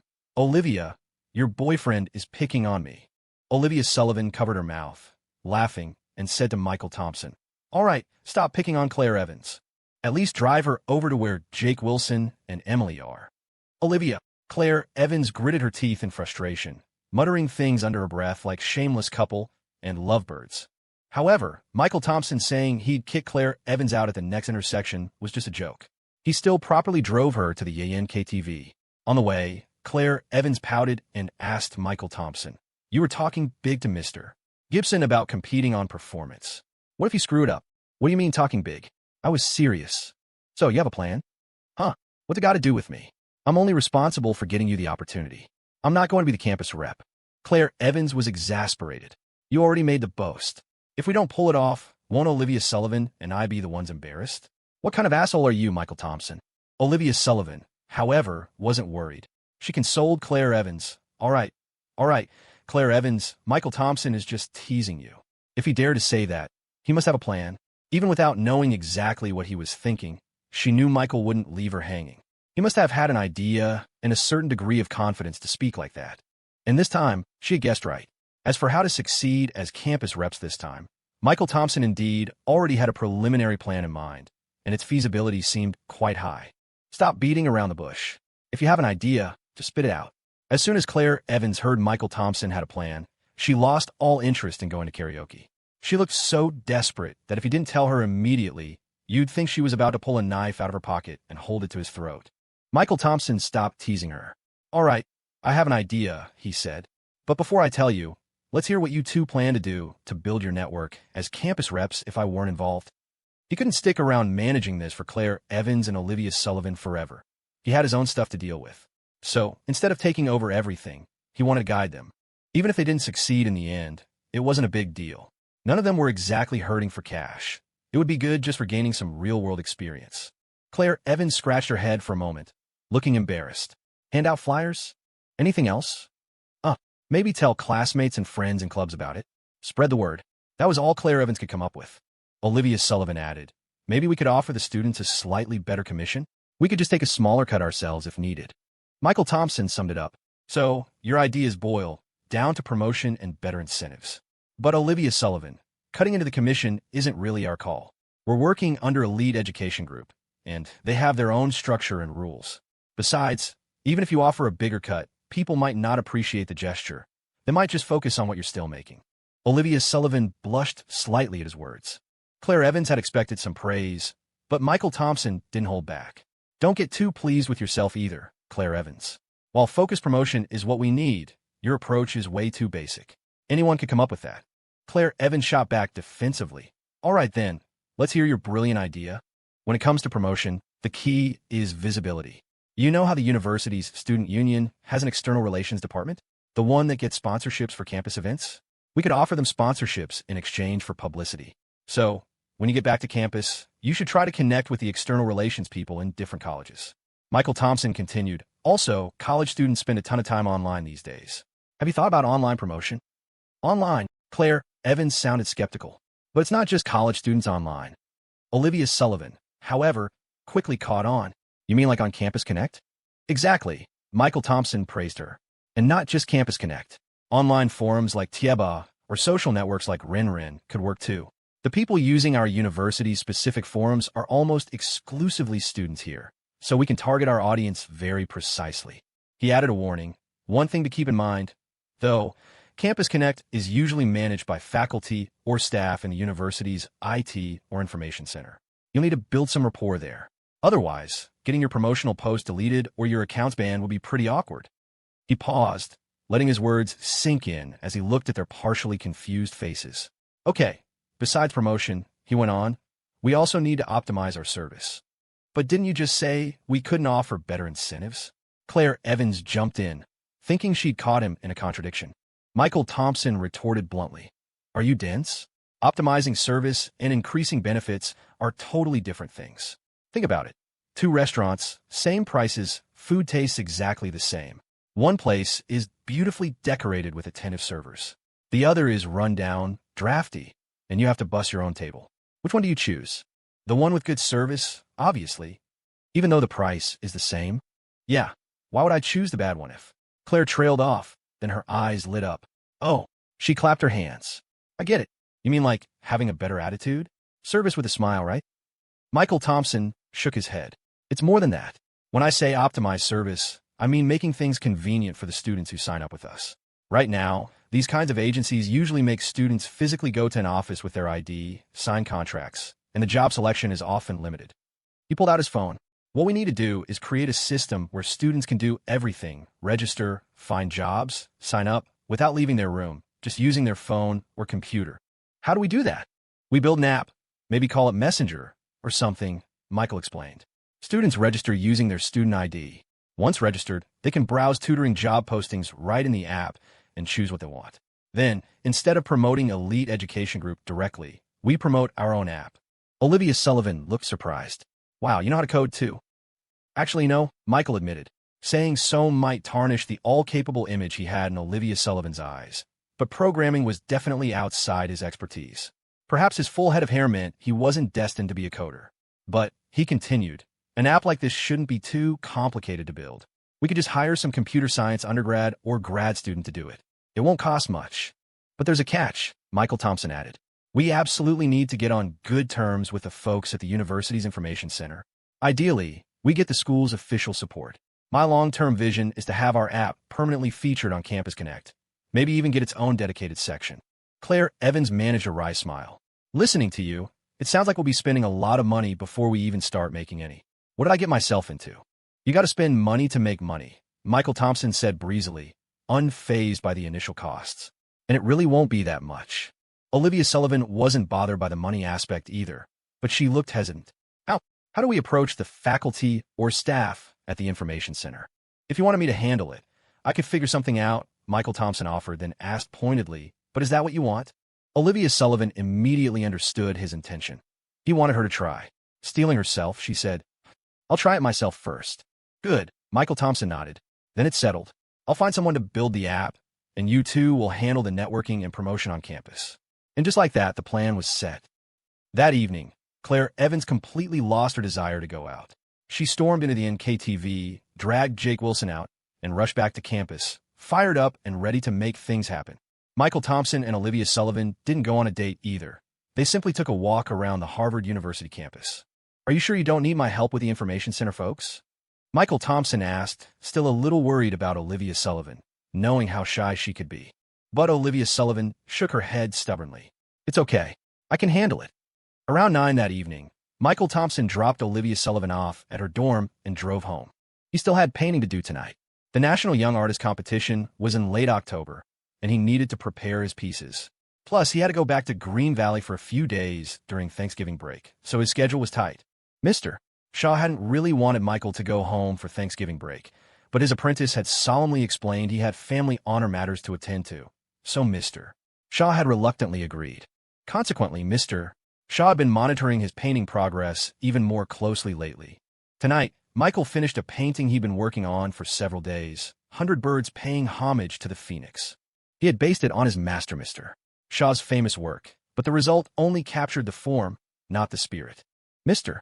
Shaw held the scroll, unrolling the painting horizontally in front of him to examine it closely.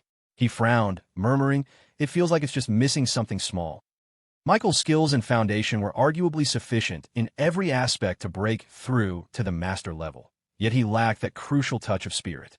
It was like a flash of inspiration, elusive and unpredictable, impossible to say when he might grasp it. Mr.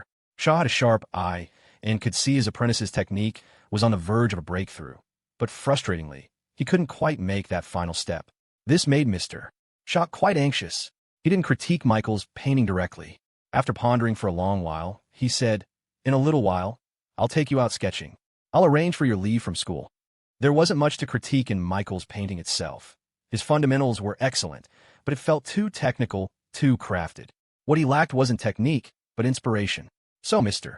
Shaw decided to take Michael out, let him experience the beauty of the rolling hills landscape of their country, hoping it might spark some inspiration. But Michael wasn't keen on going this time. "Mr. Shaw, Thanksgiving break is almost here. I won't be back from home until after the 7th, and the competition starts around the 20th. There isn't much time left." He was also thinking about Olivia Sullivan. If he went sketching with Mr. Shaw, he couldn't be there as little Olivia's steadfast support. Michael pointed at the painting in Mr. Shaw's hands. "Why don't I just submit this one for the competition? I think it should be good enough to win an award." Mr. Shaw knew perfectly well that with Michael's skill level, competing against his peers was almost unfair. Winning an award would indeed be easy for him. But he held his apprentice to a higher standard.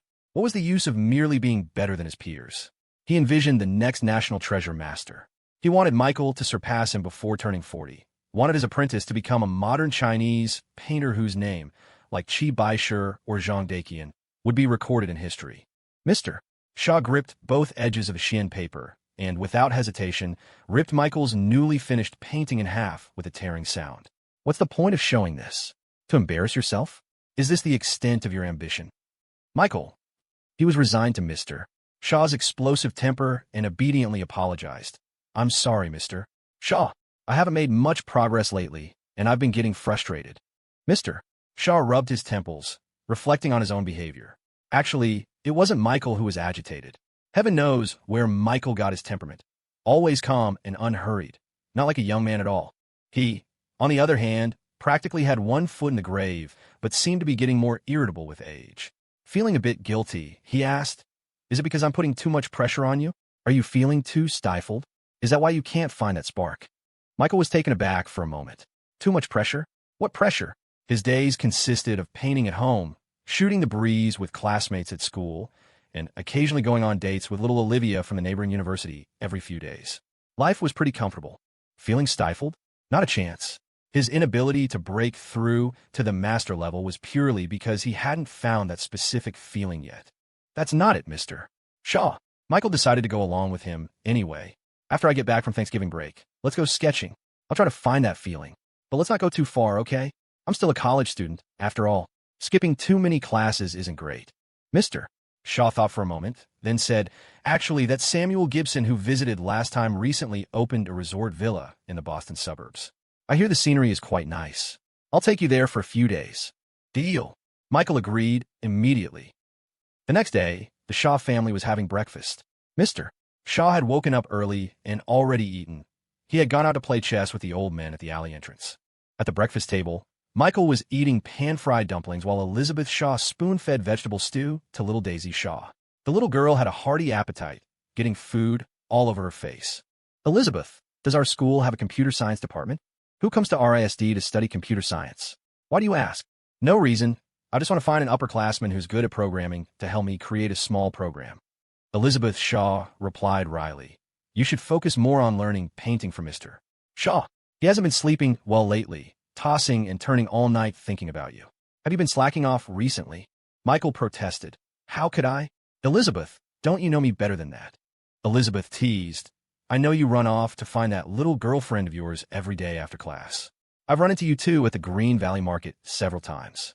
Michael cleared his throat awkwardly and changed the subject. "So, which university around here has the best computer science department?"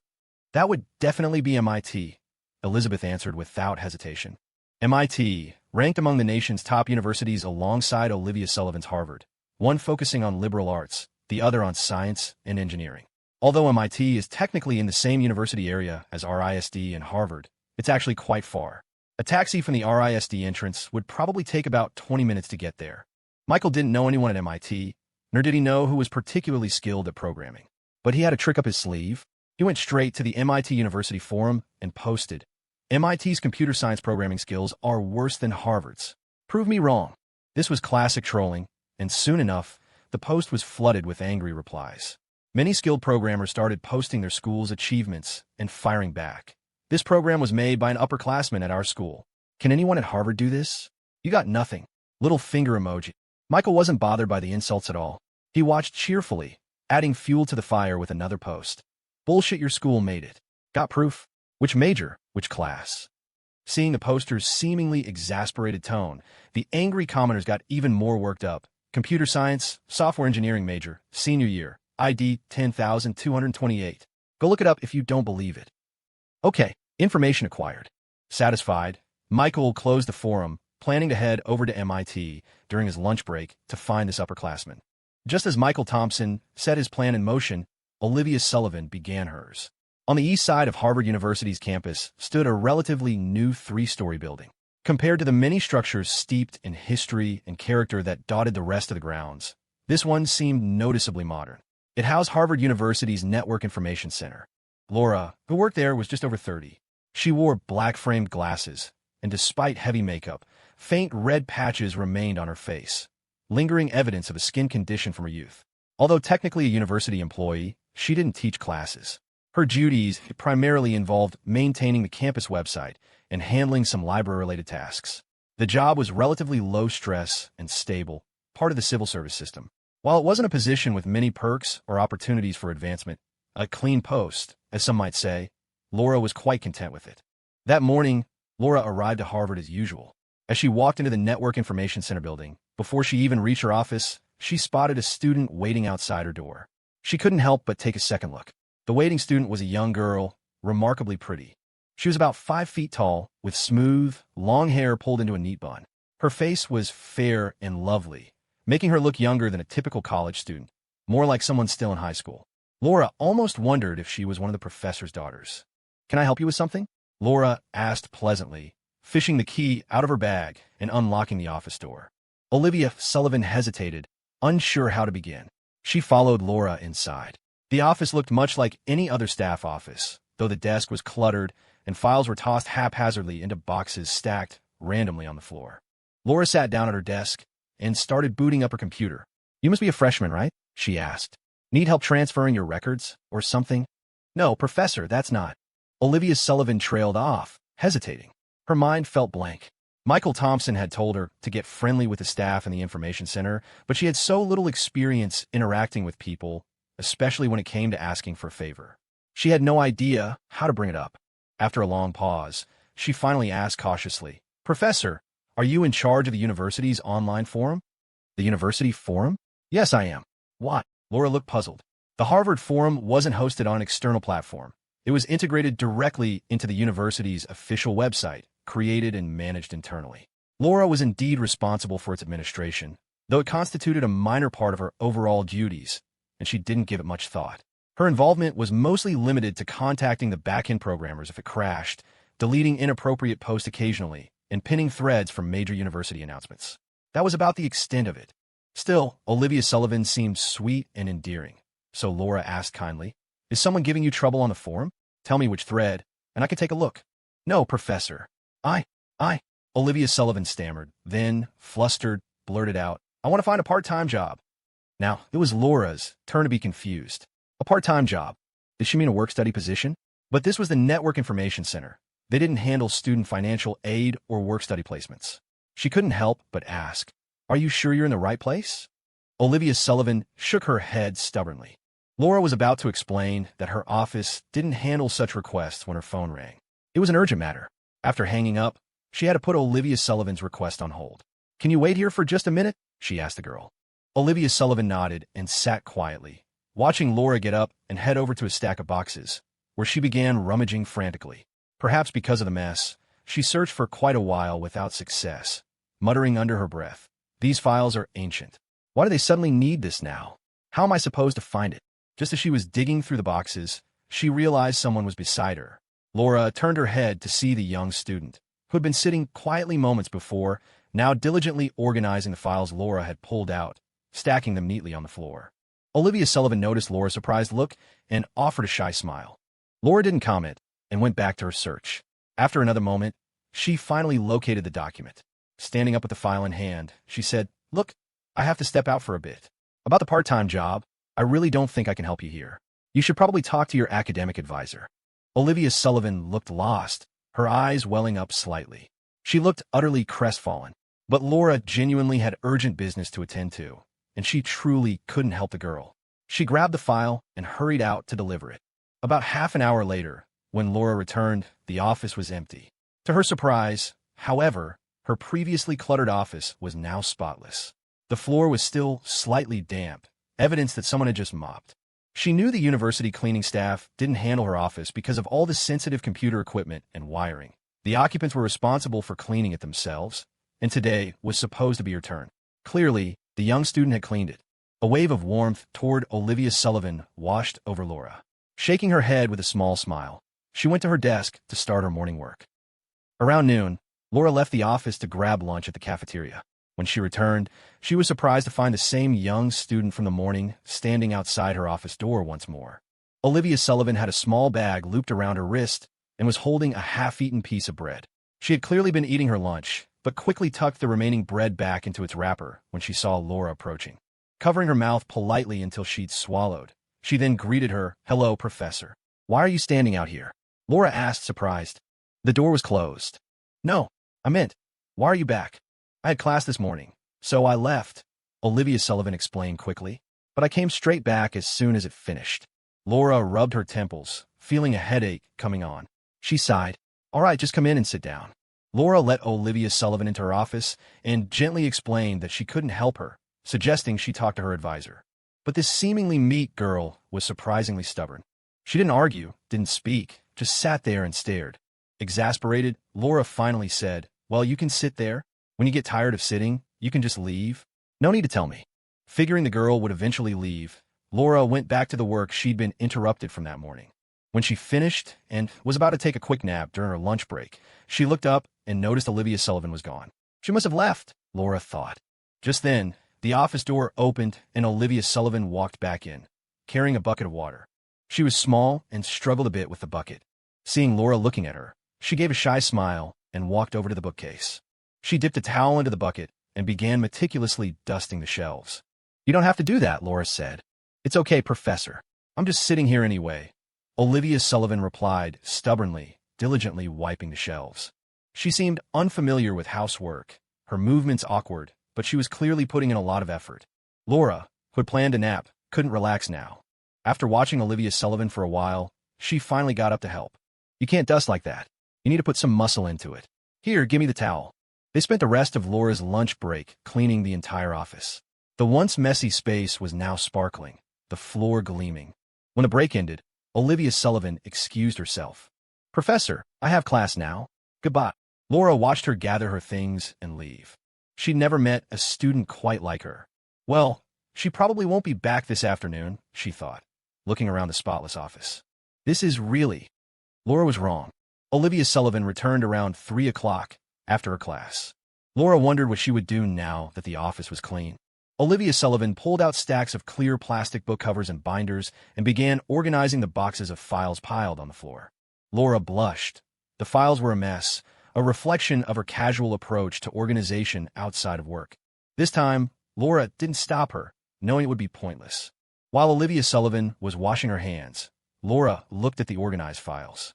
The student was meticulous, sorting the documents by university and departmental level, then by date. Each file was neatly protected by a binder and cover. However, the boxes contained years' worth of paperwork, and after 2 hours, Olivia Sullivan had only sorted through about a fifth of it. Olivia Sullivan returned, looking apologetic. "Professor, I'm out of book covers. I'll come back tomorrow. I should go now." "Wait," Laura said, placing a file on the now organized shelf. She checked her phone. "It's dinner time. You've helped me a lot today. Let me buy you dinner." Olivia Sullivan's eyes lit up. "Really?" Laura nodded. "Of course." Laura took Olivia Sullivan to the school cafeteria. The meal, 2 meat dishes and a vegetable, cost only $10. Olivia Sullivan ate delicately, picking at the meat and focusing on the vegetables. Laura, thinking she was being shy, said, "Eat more meat. Don't be polite." Olivia Sullivan didn't want to say that she found the cafeteria's meat dishes too greasy. Laura, oblivious, changed the subject. "By the way, I don't even know your name." "I'm Olivia Sullivan, a freshman in the International Trade Program, Finance Department," Olivia Sullivan replied. Laura thought to herself, no wonder she went to the wrong department for work study. Probably just a little lost being new to university. She liked this diligent, pretty girl. "Have you applied for student aid fund?" she asked. Olivia Sullivan looked surprised. "Student aid? Why would she apply for that?" "I think that should be for students who really need it," she said earnestly. Laura was touched. Such a good kid, leaving the opportunity for others, wanting to earn her own way through college. She decided to help Olivia Sullivan find a work-study job, an easy task for her. Plenty of positions were available, but most students, even those from poorer families, avoided them, embarrassed to be seen working or finding the low pay not worth the effort. But this student was different. "Come to my office tomorrow. I'll see what I can do about your work situation," Laura offered. Olivia Sullivan beamed. "Thank you, Professor." "You're welcome. Eat," Laura replied with a smile. Olivia Sullivan enjoyed her meal, unaware that her efforts, however well-intentioned, were leading her further and further from her original goal. While Olivia Sullivan and Laura were having dinner, Michael Thompson headed straight to MIT. The person he was looking for was named Henry, a senior majoring in software engineering within the computer science department. Michael Thompson wasn't worried about being turned down. After all, it was a chance to earn some extra cash for not much time, a decent deal for a university student. His only real concern was whether Henry, being a senior, would even be on campus. Senior year typically meant facing one of two paths: finding a job or applying for graduate school. Whichever path they chose, seniors were usually swamped. The ones lounging around were either waiting to go home to the Thompson family business, had already landed a job offer, or had completely given up, just coasting day by day. Fortunately, Michael Thompson's worries were unfounded. Henry hadn't left school. He was still at MIT. Finding him wasn't hard. Within the CS department, Henry was quite the character, though his reputation wasn't entirely positive. He was supposedly a programming prodigy, brilliant in high school. Otherwise, he wouldn't have gotten into MIT.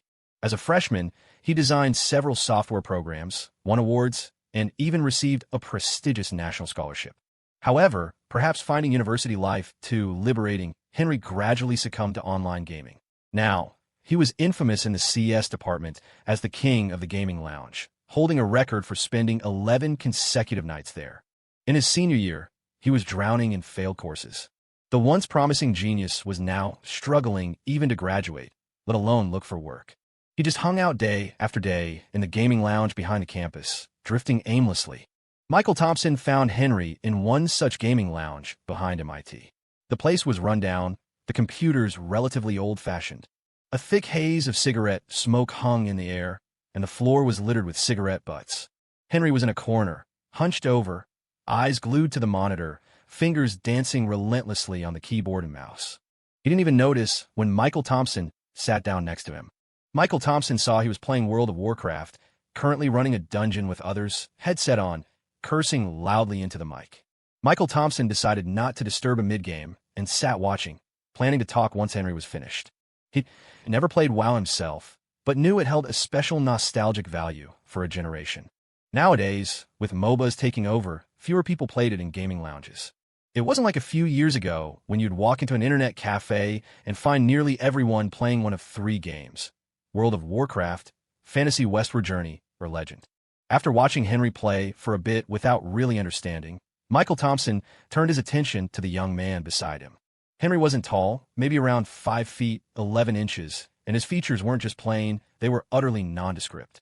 He was rail-thin and wore glasses with lenses nearly as thick as shoe soles, giving him a distinctly nerdy look.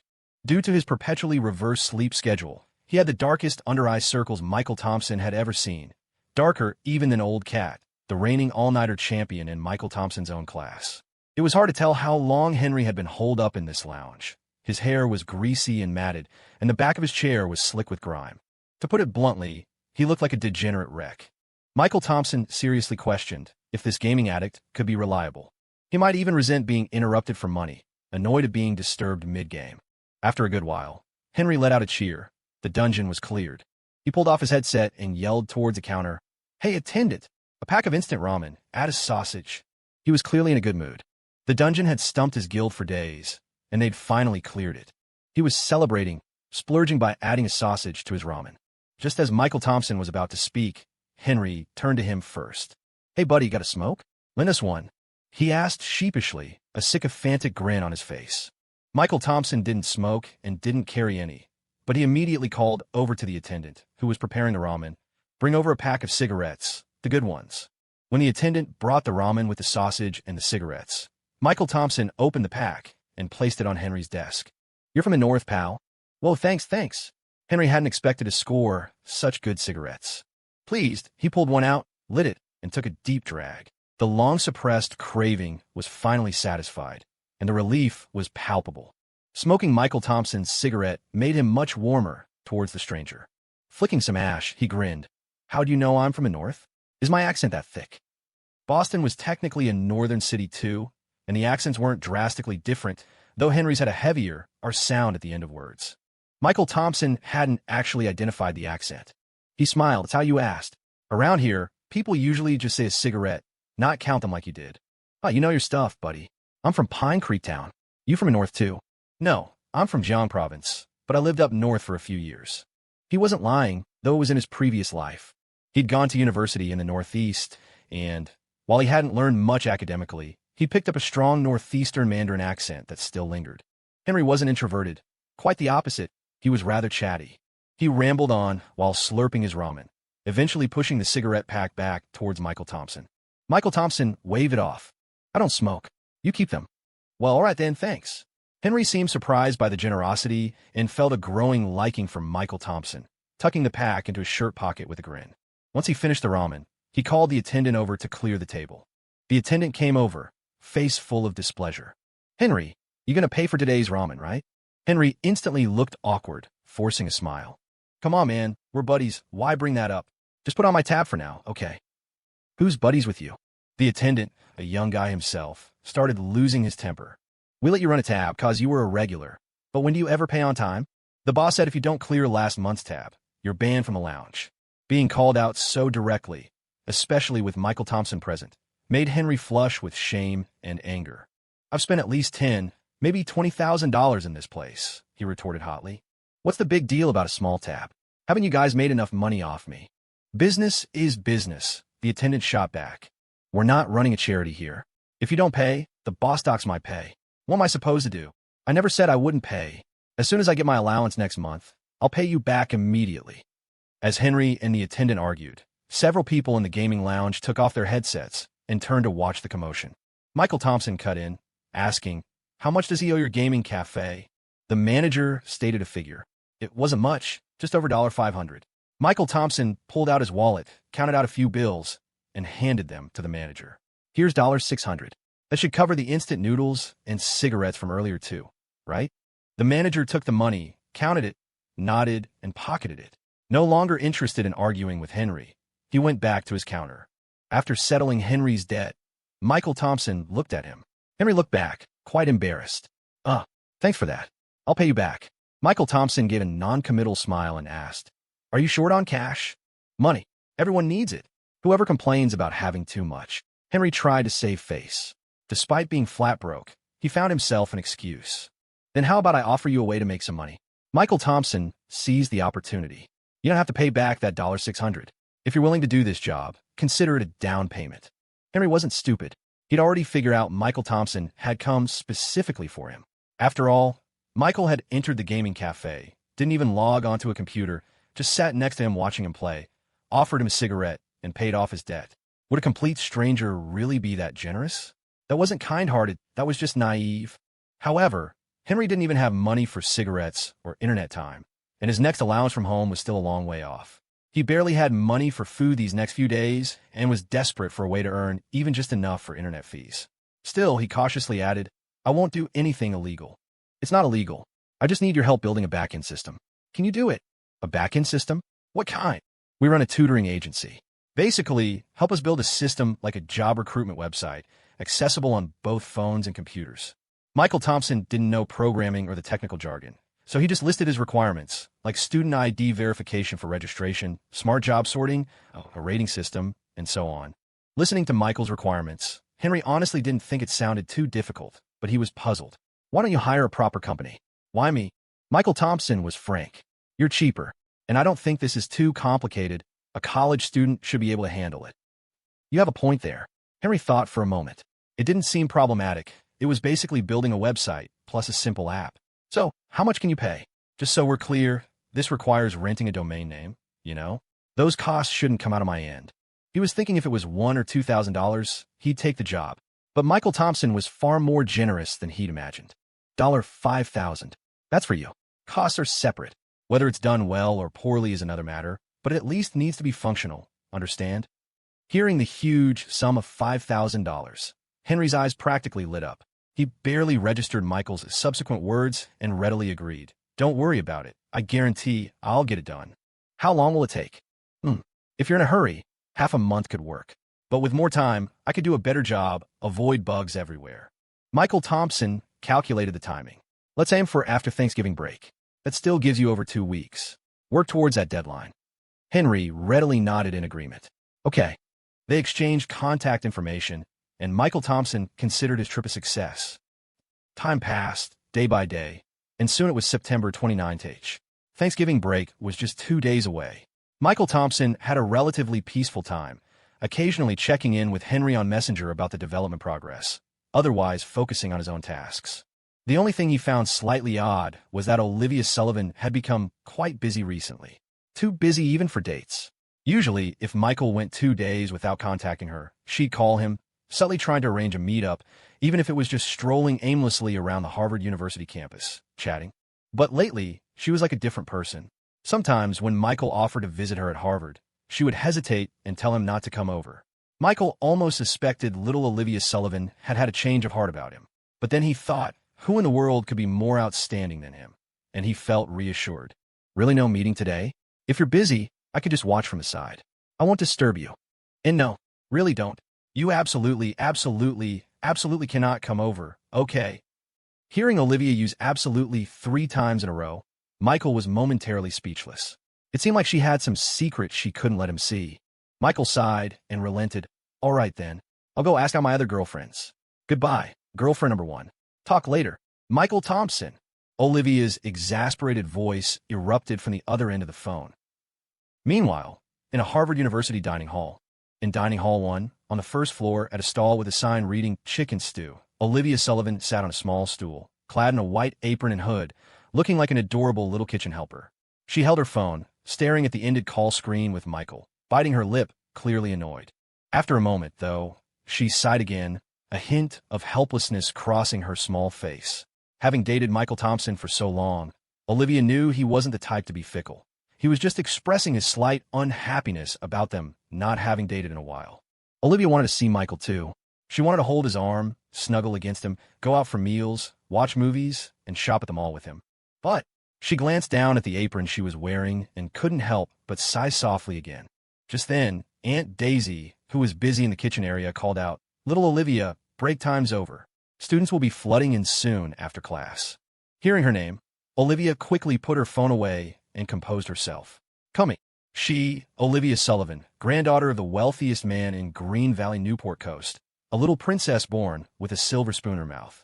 Now a glorious part-time worker at a Harvard dining hall window, taking orders and serving food, earning $10 an hour, plus 1 free meal. This was the reason Olivia couldn't go on dates with Michael Thompson lately, and why she desperately didn't want him coming to Harvard. She didn't want her boyfriend to see her dishing out food in the cafeteria line. Did I not explain things clearly enough to Professor Gibson? Is that how I ended up like this? She wondered, starting to reconsider. She decided to find a chance to talk to Professor Gibson again in a couple of days. For now, back to serving food. Michael, what are your plans for the fall break? Tyler Johnson asked suddenly while he, Michael Thompson, and their other roommate were eating together. Tomorrow was October 1st, the start of a 7-day break at the Rhode Island School of Design. Since university students came from all over, most chose to stay on campus unless their families lived locally. Hey Michael, you're not from around here, right? Tyler Johnson invited. Why don't you hang out with us? We're planning to crash at my place for a couple of days during the break. All expenses on me. What's so fun about your place? Michael Thompson shook his head. He already had his own plans for the break. I'll pass.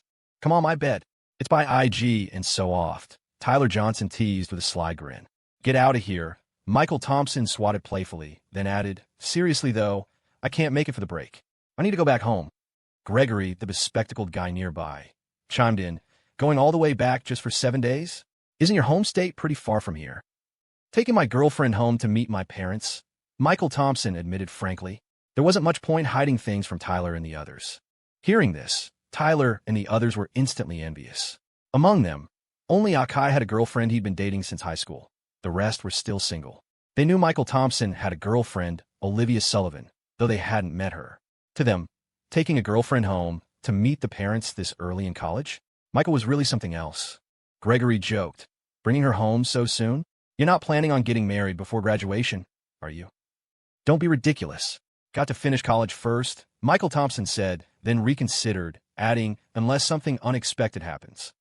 "What kind of unexpected?" Gregory started to ask, but Kai nudged him, laughing. "You clueless virgin, you don't even get that?" The others instantly caught on with a collective ugh, joining the teasing. "Michael, make sure to invite me to the wedding. I'll fly over, no matter what." Me too. I call dibs on being a groomsman." Michael Thompson waved magnanimously. "You don't have to come in person, just make sure the wedding gifts arrive." His comment earned him scornful looks from the others, who all declared they would definitely eat their money's worth. On the morning of October 1st, Michael Thompson went to pick up Olivia Sullivan. He had initially planned to drive back himself, but since Jake Wilson wasn't going, there was no one to switch off driving with. Driving over 10 hours alone would be exhausting, so he decided flying was the better option. Emily Thompson was going back too, but Michael wouldn't dare let her drive on the highway. Even in the city, she drove like she wished her car had wings attached to the tires. It wasn't just driving fast, it was flying too low. When Michael Thompson arrived at the Harvard University School Plaza, Olivia Sullivan was already waiting by the entrance, holding a small bag. He hadn't seen her in a few days, and little Miss Olivia Sullivan was as pretty as ever, wearing a cute dress and a teddy bear backpack, her smooth long hair tied up in a bun. She stood there looking around, and when she spotted Michael Thompson approaching, her eyes seemed to light up like little stars. Michael walked over and greeted her. "Long time no see, girlfriend number one." Olivia, who had been about to give him a big hug, instantly flared up at his words, her cheeks puffing out. Michael grinned and reached for her bag, but she turned away in a huff, not letting him take it. "Go carry bags for your girlfriends number 2 and 3. "Ooh, someone's mad?" Michael poked her puffy cheek. "You're the one who's been ignoring me for days. I should be the one who's mad. I almost thought I'd been dumped without even knowing it." He held his left index finger and thumb a tiny distance apart. "You were this close to going from girlfriend number 1 to ex-girlfriend number 1, you know?" Olivia looked flustered, her expression crumbling slightly. "Aren't you going to make it up to me?" Michael teased. "MMPH." Olivia's cheeks flushed red. Glancing around, she leaned in, wrapped her arms around Michael, stood on her tiptoes, and planted a quick kiss on his cheek. Michael smacked his lips, savoring it. "Not quite enough." Olivia glared, embarrassed and annoyed, raising a hand as if to hit him. All right, I'll let you owe me. You're forgiven for today," Michael said, deciding to quit while he was ahead, knowing how easily embarrassed she got. "Let's go. Emily Thompson's going to get impatient soon." When he reached for Olivia Sullivan's bag again, she didn't refuse this time. Since they were only going back for 7 days, neither had packed much. Michael brought a couple of changes of clothes, and Olivia just had some skincare products and essentials, both fitting easily into one bag each. In the taxi, Olivia Sullivan wanted to chat with Michael Thompson, especially since they hadn't seen each other for several days. But Michael Thompson kept looking down at his phone, which had been buzzing nonstop since they got in the car. He was busy replying to messages and hadn't said a word to her. It made Olivia want to grab his head and make him look at her, his actual girlfriend sitting right beside him. "Who keeps messaging you so much?" she asked, a hint of jealousy in her voice. Michael Thompson looked up at her, smiled, and turned his phone screen toward her. "It's my mom, Margaret Thompson, asking when I'll be home." "Oh, Aunt Maggie. Never mind then." Watching Michael Thompson happily chat with his mom, Olivia Sullivan couldn't help but glance at her own phone. Not a single new message, except for one from her grandfather yesterday, asking about her arrival time. A wave of disappointment washed over her. Michael Thompson noticed Olivia Sullivan's slightly downcast expression. He thought for a moment, put his phone away, and asked her, "When we get back, should we go to your place first or mine?" "Let's go to our own homes first," Olivia Sullivan said, the thought of the trip making her forget her disappointment and feel shyly embarrassed instead. "I haven't told my grandpa yet." Michael Thompson took her hand and patted it gently. Then I'll go home with you right after we land. I'll talk to Arthur Sullivan. But my parents. Olivia Sullivan was touched, but hesitant. If you want me to meet your parents, I'm fine with that too. No objections from me, Michael Thompson said. Olivia Sullivan thought for a long time, neither nodding nor shaking her head. Let me ask first, she finally said. Although her relationship with her parents wasn't exactly warm, and the Sullivan family dynamics were notoriously complex, Olivia Sullivan still wanted to introduce Michael Thompson properly to her family as her boyfriend. By the time Michael Thompson and Olivia Sullivan got to the airport, Emily Thompson had already been waiting for a while. Seeing them, she stood with her hands on her hips. Did you two walk here? What took you so long? Once they boarded, the three found their seats were conveniently in the same row. Michael Thompson had originally taken the aisle seat on the right, with Olivia Sullivan next to him and Emily Thompson by the window. But after boarding, Emily Thompson switched places with Olivia Sullivan, sidling up to Michael Thompson with an ingratiating grin. Michael Thompson had just put on his eye mask, planning to nap on the plane. Hearing an unfamiliar voice beside him, he lifted the mask slightly with one hand, squinting at Emily. Young lady, he mumbled, don't push your luck. I'd rather not wake up with your drool soaking my shoulder. Does Olivia drool when she sleeps? Emily feigned surprise. Olivia Sullivan flushed beet, red instantly, stammering, of course not. All right, what do you need from me? Michael Thompson cut the topic short, seeing that little Olivia was already waiting with an annoyed expression. Emily Thompson chuckled. Just a small thing. I'll switch back with Olivia as soon as I'm done. Won't disturb you too. Out with it. Or leave us be. This humble servant finds herself short on funds lately, Emily said dramatically. Might young master spare a few coins? Borrow money? Michael Thompson didn't mind lending to Emily Thompson. Given their relationship, it wasn't like she'd ever have to pay it back. He was just a bit puzzled. What do you need to buy? Isn't the allowance Aunt Maggie gives you enough? Ever since they were kids, the Thompson family had always treated Michael and Emily exactly the same. What one got, the other got. What one wasn't allowed, the other wasn't either. Their pocket money had always been identical.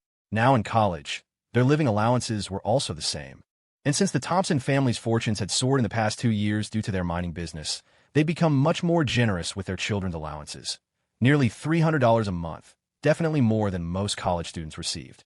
Michael Thompson, for instance, lived and ate at Samuel Shaw's place, didn't smoke or drink, and only spent a few hundred a month on meals out with friends and gas money.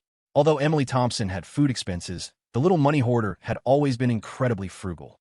Unlike Michael, who spent his pocket money as soon as he got it, she had been saving hers since childhood and should have amassed a tidy sum. Why the sudden shortage of cash? Faced with Michael Thompson's curiosity, Emily Thompson whispered mysteriously, "It's a secret. Just let me a bit for now." Since she wouldn't say, Michael Thompson didn't press further. How much do you need? How much do you have on hand? Michael Thompson had tens of thousands left after buying his car, but he'd recently sold another carving, adding over $30,000 to his account. He had around $70,000 or $80,000 readily available. This, of course, didn't include the card Olivia Sullivan had given him. If he counted that card, Michael Thompson had a 7-figure amount at his disposal. Olivia Sullivan asked curiously, "Emily Thompson, are you buying something specific? I can lend you some." Emily Thompson knew her cousin had landed himself a rich girlfriend. After all, she went to the same school as Olivia Sullivan and had known her long enough to be aware of the Sullivan family background. However, while she felt no pressure borrowing from Michael Thompson, asking Olivia Sullivan still felt a bit awkward. "No need. Michael Thompson can just lend it to me." "All right then." Olivia Sullivan didn't insist, especially since her allowance was currently in Michael Thompson's hands anyway. Michael Thompson figured Emily Thompson would borrow a few thousand at most, so he didn't think much of it. "Just name a number." Emily Thompson held up her fingers, forming a 2,000, 20,000. "Honestly, which vice did you get into? Gambling? Drugs? What are you talking about?" Emily Thompson protested indignantly. But Michael Thompson looked at her, perplexed. "Then why borrow so much? Eyeing some luxury brand bag?" "No, I need the money for something serious." "Then tell me. If it's a legitimate reason, I might even add a little extra." $20,000 was pocket change for Michael Thompson, but he worried Emily Thompson might be heading down a wrong path. His cousin was such a free spirit, capable of doing almost anything outrageous. $20,000 was no small sum for a college student. Michael Thompson needed to know what she planned to do with it. Seeing that Michael Thompson wouldn't lend her the money unless she told the truth, Emily Thompson finally relented. "A senior I'm really close with is about to graduate. She wants to open a drink stall on campus, and I want to go in on it with her. Michael Thompson was surprised Emily Thompson had already made close friends with seniors. But then again, considering her social butterfly personality, it wasn't strange. Still, he worried she might be getting scammed. Rent in Boston is expensive, especially around the universities. $20,000 might not even cover a month's rent, right? Our school has a support program for student startups. The bubble tea shop would be inside the cafeteria, so the rent is much cheaper than other food stalls, Emily Thompson explained. I've saved some money myself. I'm just $20,000 short. Why is everyone suddenly thinking about making money freshman year? Question mark. Emily Thompson didn't know about Olivia Sullivan and Claire Evans' plans to find part-time jobs, so she was confused by Michael Thompson's comment. Michael Thompson scratched his head. He didn't remember Emily Thompson starting a business during college in his past life. But then again, in his past life, he and Emily hadn't attended college in the same city. This time around, circumstances were different. It was perfectly normal for things to happen that hadn't occurred before. He shook his head, deciding not to dwell on it, and agreed. All right, fine. I'll transfer it to your account later. Emily Thompson was astonished. You actually have $20,000? I was just hoping you'd have a few thousand, and I'd figure out the rest. Who are you looking down on? My competition prize money is really high. Michael Thompson was bluffing. Most competitions he entered had little to no prize money. Some even required an entry fee and only awarded a medal for winning. Most of his money came from selling his sculptures.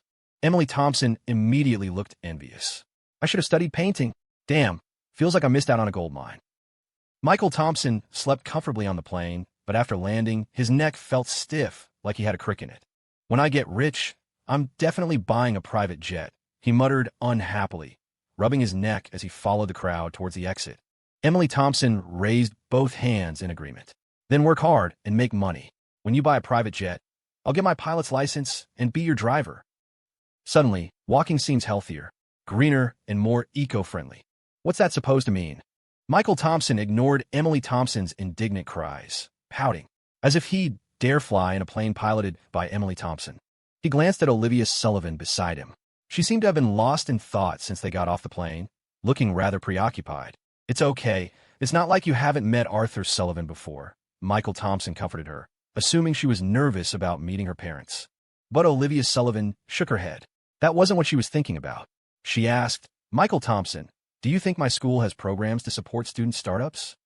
Emily Thompson's words today gave Olivia Sullivan some inspiration. She subtly fished for more information from Emily and learned that some universities, in an effort to boost graduate employment rates, implement various measures, including supporting student entrepreneurship. Most schools encourage students to start their own businesses, even offering policy support and certain conveniences. Having just started college and having had little interaction with upperclassmen, Olivia Sullivan was unfamiliar with many things. She didn't know if Harvard University had similar policies, but if they did, could they perhaps help her? Michael Thompson said, I'm not sure about that. Every school is different, but you could ask around at your school's student union, or just ask your academic advisor directly. That's the easiest way. Olivia Sullivan nodded. Okay, I got it. Green Valley didn't have its own airport, so getting there from Boston required flying to neighboring Riverside City first, then taking a train back to Green Valley. Luckily, there was a direct subway line from the Riverside City Airport to the train station, and the train ride home was less than an hour. After arriving in Green Valley, the long day of travel left the three of them quite tired. Emily Thompson stood at the entrance of the Green Valley train station, waiting for her family to pick her up. Since both Thompson University students were returning today, Emily Thompson's father, Robert Thompson, Michael's fourth uncle, had driven into the city himself to pick them up. Michael, Dad probably won't be here for a little while. Want to grab something to eat? Emily Thompson asked Michael Thompson, looking down at her phone. Michael Thompson shoved his luggage into her hands. Emily, I'm not going back with you right away. Can you take my bags back for me?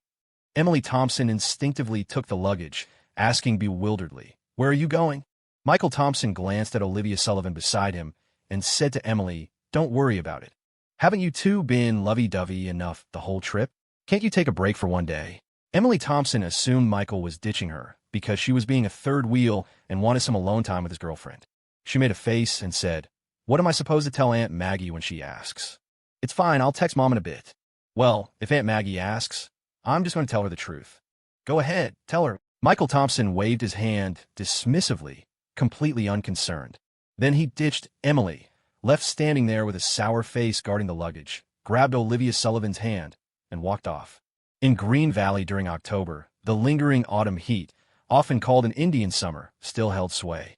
The outdoor temperature was much warmer than in Boston. Most people on the streets were still wearing short sleeves, and quite a few fashion-conscious young women carried parasols.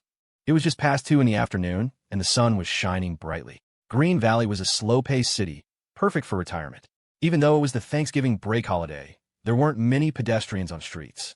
2 rows of maple trees lined the sidewalks. When the gentle breeze blew, it carried a few maple leaves down, swirling slowly through the air before landing near several small stalls selling snacks under the shade of the trees. Olivia Sullivan spotted a cotton candy stall and suddenly stopped in her tracks, tugging on Michael Thompson's hand to keep him from walking on. She didn't say anything, just stared intently at the cotton candy stall, then turned her head to look at Michael Thompson, blinking her eyes appealingly. Michael Thompson chuckled, walked over to the cotton candy stall, spent $5 on one, and handed it to Olivia Sullivan. Olivia Sullivan's eyes crinkled into beautiful crescents as she beamed, happily taking the cotton candy and eating it in small bites. Wow, prices have gone up fast. When we were in high school, cotton candy was only $3, sometimes even $2. Now it's $5, Michael Thompson remarked wistfully beside her. Olivia Sullivan couldn't care less how much the cotton candy cost. She tore off a small piece, held it in her fingers, and brought it close to Michael Thompson's lips. Michael Thompson looked at her, puzzled.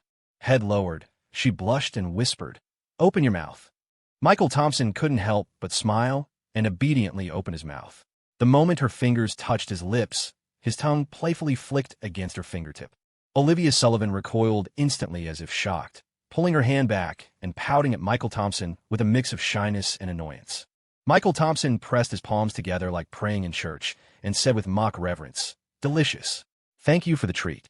It was unclear whether he meant the cotton candy or her fingertip was delicious. Olivia Sullivan was both exasperated and amused, but she couldn't really stay mad at Michael Thompson's playful nature. She could only mutter shyly, "You're impossible." But the corners of her lips couldn't help but curve upwards as she tore off another piece of cotton candy and offered it to Michael Thompson's mouth. Michael Thompson grinned, about to open his mouth, when he suddenly froze. He noticed a silver sedan had abruptly stopped in a lane beside them, not far away, and the window was slowly rolling down. In the driver's seat, Michael Thompson's fourth uncle, Robert Thompson, was watching the young couple's affectionate moment. Uncle and nephew made direct eye contact. Michael Thompson was still frozen with his mouth open. Robert Thompson watched for a moment, then silently rolled the window back up. Then the car's engine revved, and it drove off without a backward glance. This time, even Michael Thompson, despite his usual composure, couldn't help but blush. He and Olivia Sullivan had just left the train station, and Robert Thompson was driving to the station to pick someone up. Encountering each other on this inevitable route was perfectly normal. But Michael Thompson had been keeping an eye out, paying attention to the passing cars. Who would have thought his fourth uncle had gotten a new car? Getting caught in a situation like this by relatives was really quite embarrassing. Olivia Sullivan hadn't noticed the brief encounter. Seeing Michael Thompson's strained expression, she asked puzzledly, "What's wrong?" "Just ran into my fourth uncle," Michael Thompson said sheepishly. Olivia Sullivan gasped, "When?" "Just when you were feeding me cotton candy." She immediately covered her face and scurried forward in embarrassment. Michael Thompson safely escorted Olivia Sullivan to the Sullivan family home and watched her go inside. Olivia Sullivan opened the gate and was about to step inside, 1 foot already over the threshold, but couldn't resist turning back to ask Michael Thompson, "Are you sure you're not coming in with me?" Michael Thompson spread his hands. "It wouldn't be right for me to show up empty-handed. Arthur Sullivan won't mind." "How can that be the same? This is my first official visit as a dutiful prospective suitor," Michael Thompson declared righteously. "Proper etiquette is essential." Olivia Sullivan blushed crimson right up to her neck, sputtering indistinctly, just a boyfriend. "We're not there yet." "Close enough." "Then should I go with you to buy something?" "No need. You go on in. It might be good to give Arthur Sullivan a little heads up anyway." Michael Thompson waved her off, indicating she should go home first, and he would come right over after buying a gift. Olivia Sullivan looked at him reluctantly, then waved goodbye and went inside the house.